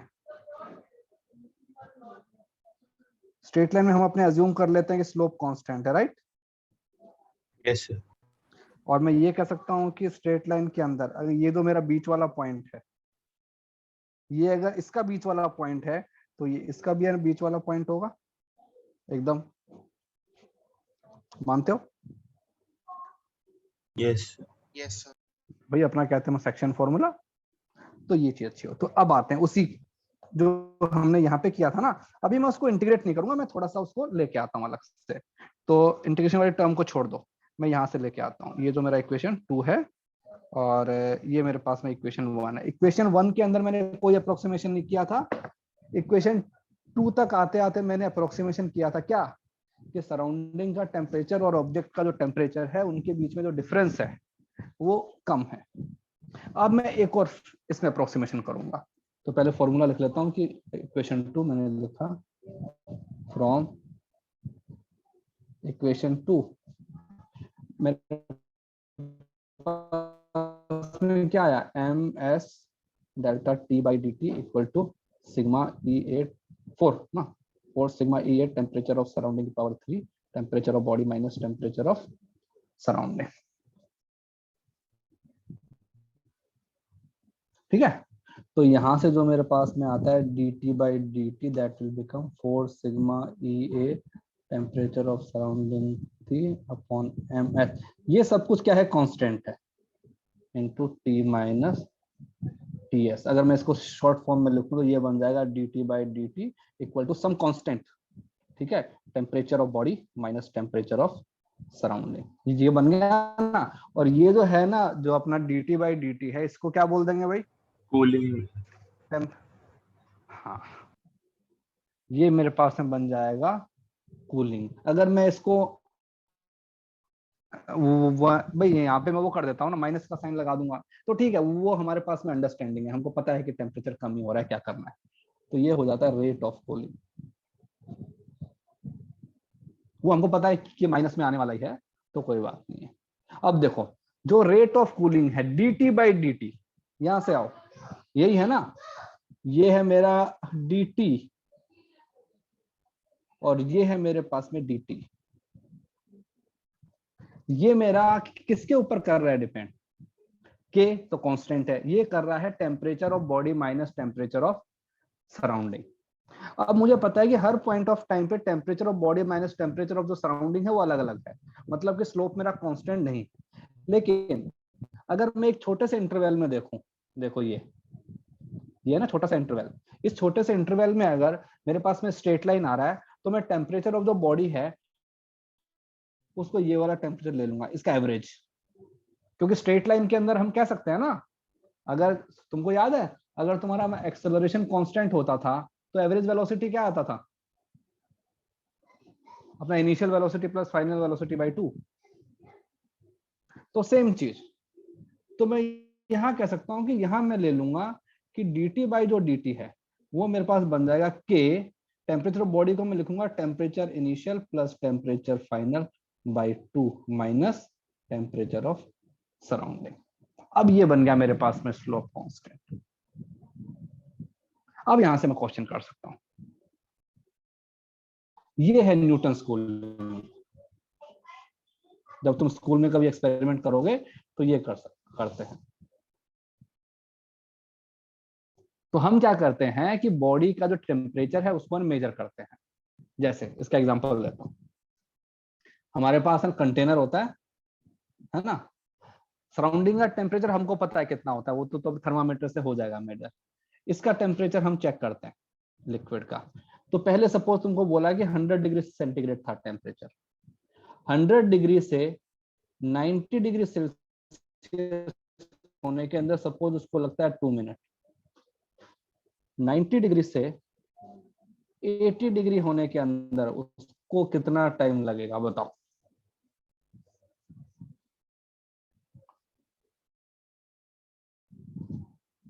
है ना, तो अब तुमको स्पेसिफाई कर दिया कि temperature of surrounding is suppose 40 degree Celsius.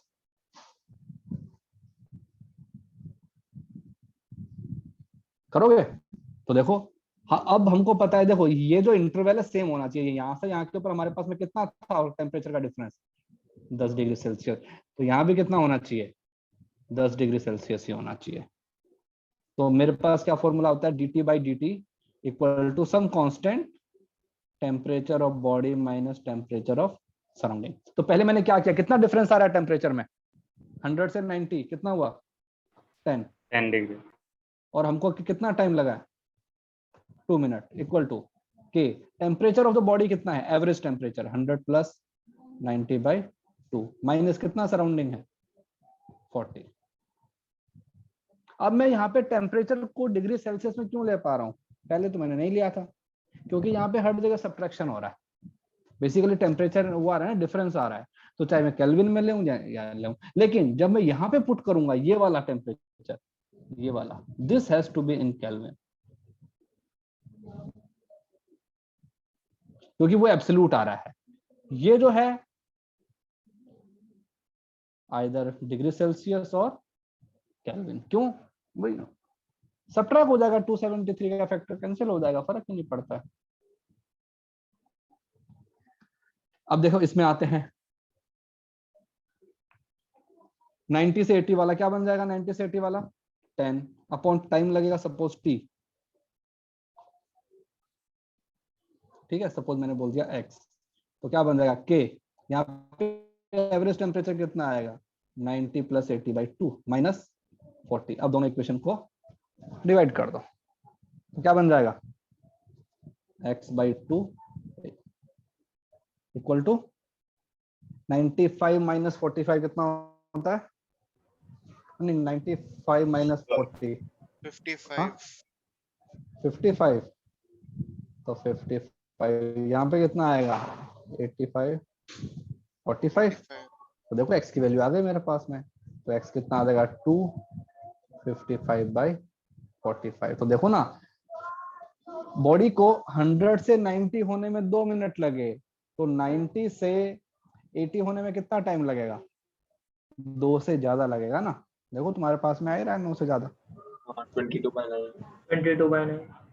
हाँ तो हमारे पास में आ जाएगा टाइम इतने मिनट। तो रेडिएशन पे तो जनरली जो क्वेश्चन आते हैं उसका एक पैटर्न तो ये वाला होता है,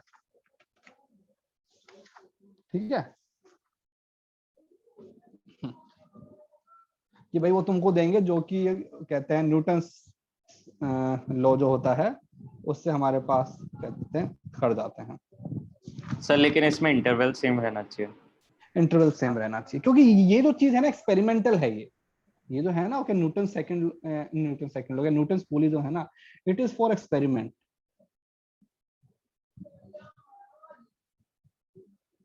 तो एक्सपेरिमेंटल के अंदर कुछ यार कंस्ट्रेंट करते हैं ना डेटा के लिए हम कि नहीं इतना ही होना चाहिए, ज्यादा हुआ तो हम नहीं कर पाएंगे, तो बात वो आ जाती है। अदरवाइज हमारा फिर ये जो है कहाँ गया, ये वाला एक्सपोनेंट वाला जो ग्राफ है तो ये तो आना ही पड़ेगा। Okay sir. ठीक है ना, इसके अंदर जो हमारा फंक्शन आएगा वो तो एक्सपोनेंट फंक्शन आ जाएगा हमारे पास में। इसमें अगर तुम देखोगे ना तो आएगा टेम्परेचर का जो डिफरेंस है, ठीक है, टेम्परेचर का डिफरेंस मतलब कि T minus temperature of surrounding should be equal to उसका इनिशियल टेम्परेचर बॉडी का, ठीक है, तो इनिशियल टेम्परेचर माइनस ये अपना सराउंडिंग का डिफरेंस इनटू e की पावर माइनस KT, के सम कांस्टेंट आ जाएगा हमारे पास में, ये वाला के, तो यहाँ पे लिखा है ना मैंने के, आ गया ये वाला के, ये आ जाता है। तो ये तो एक्सपोनेंट मेरा फंक्शन बन गया, तो एक्सपोनेंट ही आना चाहिए वैसे तो अगर आइडियली अगर देखा जाए तो।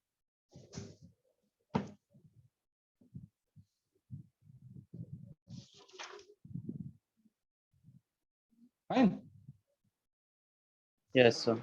Yes sir. अब इसके अंदर एक चीज और, वो आखिरी चीज है,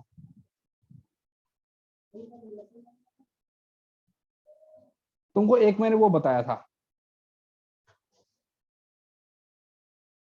इमेसिव पावर, ठीक है, और क्या इमेसिव पावर के अंदर मैंने तुमको बताई थी दो चीजें, एक तो होता है क्या spectral emissive, spectral emissive power, और एक टोटल, इसको मैंने बोला था ई लैम्डा, और ये मेरे पास में होता है ई, तो ये मेरे पास में क्या आया था integration of E lambda into D lambda, ठीक है। इसका एक बार ग्राफ बनाते हैं कि किसी भी टेम्परेचर पे जो मेरा ब्लैक बॉडी है वो रेडिएशन को किस टाइप से कर रहा है। तो मैंने सपोज एक ये ले लिया ना, ब्लैक बॉडी ले लिया और इसका मैंने ये किया, यहाँ पे मैंने बोला ई लैम्डा, यहाँ पे मैंने बोला लैम्डा, ठीक है। तो किसी एक स्पेसिफिक टेम्परेचर के लिए मैंने जब किया तो जो है ग्राफ आया वो सब कुछ ऐसा आ गया। ये तुम देखोगे ना तो हमारा एक वो जो आता है ना क्या मैक्सवेल कर्व, याद है केमिस्ट्री वाला? हाँ सर, Yes, मैक्सवेल। हाँ हाँ, तो Yes, sir. जनरली क्या होते हैं कि ये जो सारे कर्व जो होते हैं ना ये इसी टाइप से आते हैं, ये अपना वो है डिस्ट्रीब्यूशन लॉ जो है ना वो ऑलमोस्ट हर जगह ही काम कर जाता है यार। तो ये हमारे पास में आया, अब इसका जो एरिया है वो ना किसको रिप्रेजेंट करेगा? अगर मैं इसका एरिया पूरा कैलकुलेट करूं तो मैंने ऊपर देखा ना integral E lambda Total emissive D power. Lambda है टोटल इमिसिव पावर, और टोटल जो इमिसिव पावर है वो क्या होती है बताओ? Sigma E temperature of body की पावर 4 ये होती है। हाँ सर। इसमें एरिया नहीं आएगा क्योंकि ये जो है इंटेंसिटी है, ये जो इमिसिव पावर जो हम बोल रहे हैं ना वो बेसिकली इंटेंसिटी है। तो वो जो एरिया वाली टर्म थी उसको मैं खा गया, मैं बोला इतना। अगर यहाँ पे अगर ब्लैक बॉडी की अगर मैं बात करूंगा तो यहाँ पे क्या बन जाएगा sigma into temperature of body की पावर 4। तो अगर तुमको मैं एग्जाम के अंदर दो क्वेश्चन भी दे दूं, एक मैंने ये दे दिया अगर मान लो ग्राफ दे दिया, और एक मैंने ये दे दिया,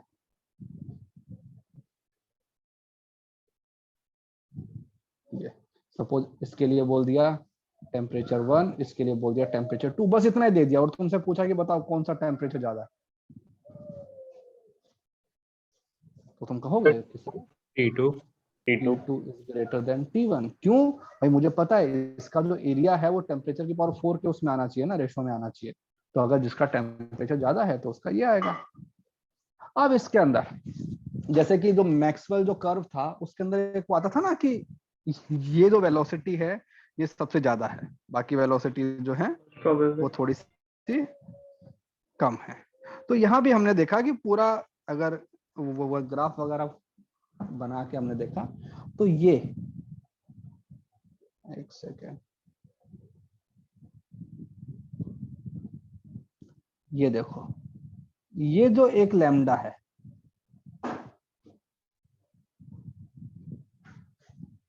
इस लैम्डा के लिए जो स्पेक्ट्रल एमिसिव पावर है वो कैसी है, सबसे ज्यादा है, राइट, लैम्डा m2। इसके लिए अगर मैं देखूंगा तो ये हो जाएगा लैम्डा m1। ये देखो इसका मतलब क्या हुआ कि अगर मेरे बॉडी का टेम्परेचर कितना है T2 है तो वो सारी की सारी वेवलेंथ को इमिट कर रहा है, लेकिन कौन से वेवलेंथ से जो टोटल एनर्जी आने वाली है वो सबसे ज्यादा है, वो इससे आएगी, देखो ना वो सबसे यहाँ पे आ रहा है, पीक पे आ रहा है। तो ये हमारे पास में पूरा ग्राफ इस तरह से वेरी करता है कि अगर मैं किसी बॉडी का टेम्परेचर राइज कर रहा हूँ, सपोज अगर बॉडी का टेम्परेचर राइज करूंगा तो ठीक है, उसका जो एरिया है एरिया विल इंक्रीज, क्योंकि भाई उसका एरिया टोटल एमिसिव पावर को रिप्रेजेंट कर रहा है।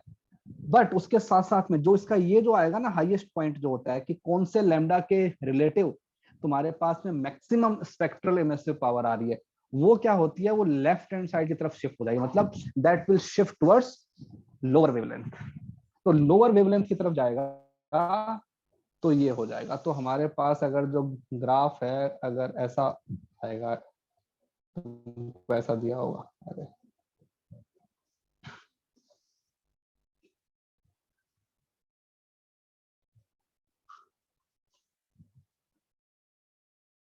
यहाँ पे लैम्डा ई लैम्डा, ठीक है।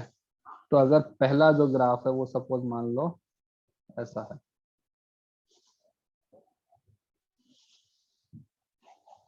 ये तो ऑब्वियस सी बात है इसका टेम्परेचर तो सबसे कम है, इसका एरिया बहुत ही कम है। फिर सपोज मैं इसके बाद में इसमें आया, ठीक है, और फिर मैं इसमें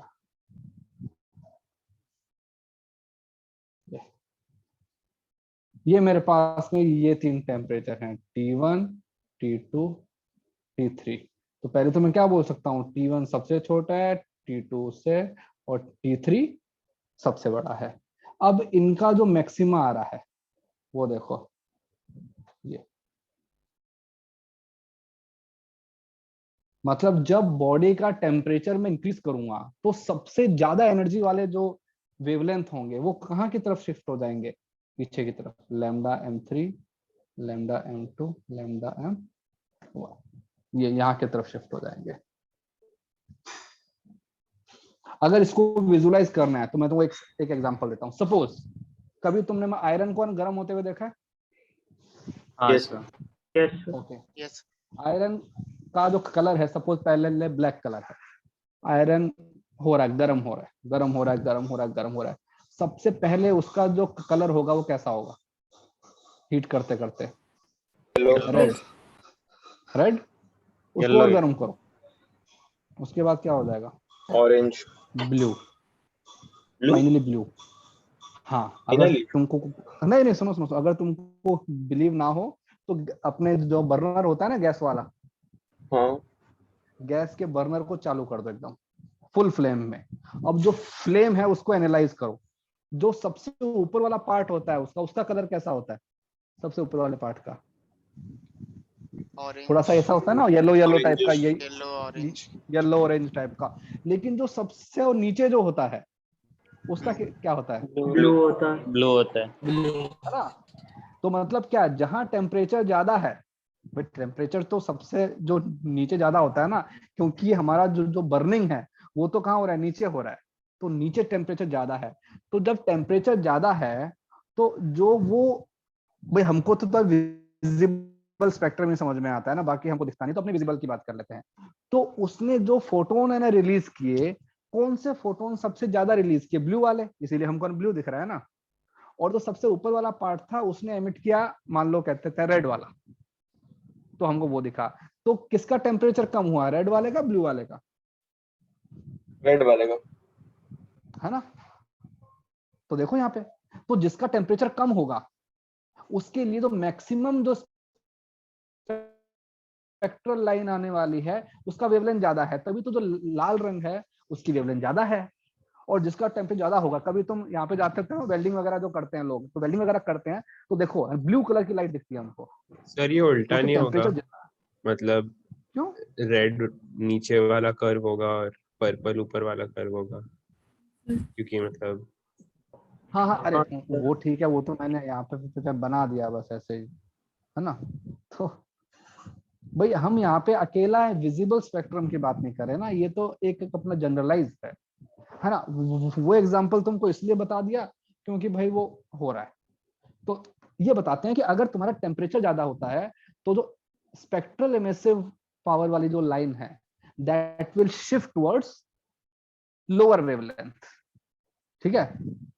तो इसके लिए हमारे पास एक फॉर्मूला भी दे दिया था, ये आता है lambda m into T equal to B. इसको बोलते हैं वीन्स डिस्प्लेसमेंट लॉ।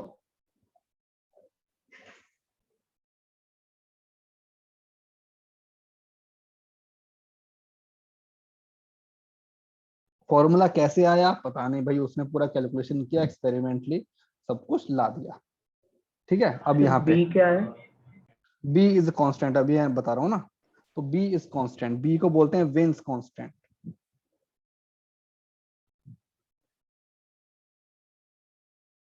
और इसकी जो वैल्यू है that is 0.288 centimetre kelvin. Centimetre kelvin याद रखना, इसका यूनिट ये है। अगर तुम लैम्डा को मीटर में लोगे तो फिर इसको भी तुमको मीटर के अंदर कन्वर्ट करना पड़ेगा। तो क्या बन जाएगा मीटर के अंदर?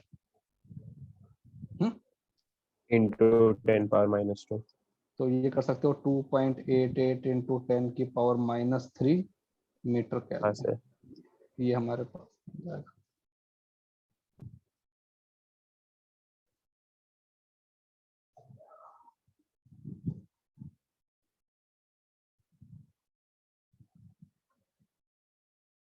बस इतना ही होता है रेडिएशन में हमारे पास में,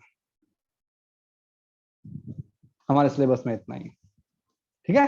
तो जो क्वेश्चन इसके बच गए हैं वो करना, और जो अगली क्लास के अंदर अपने सिर्फ क्वेश्चन करेंगे। देखते हैं अगर तुम्हारे सारे डाउट्स खत्म हो जाएंगे तो फिर अपने आगे पढ़ लेंगे। कब है अगला लेक्चर?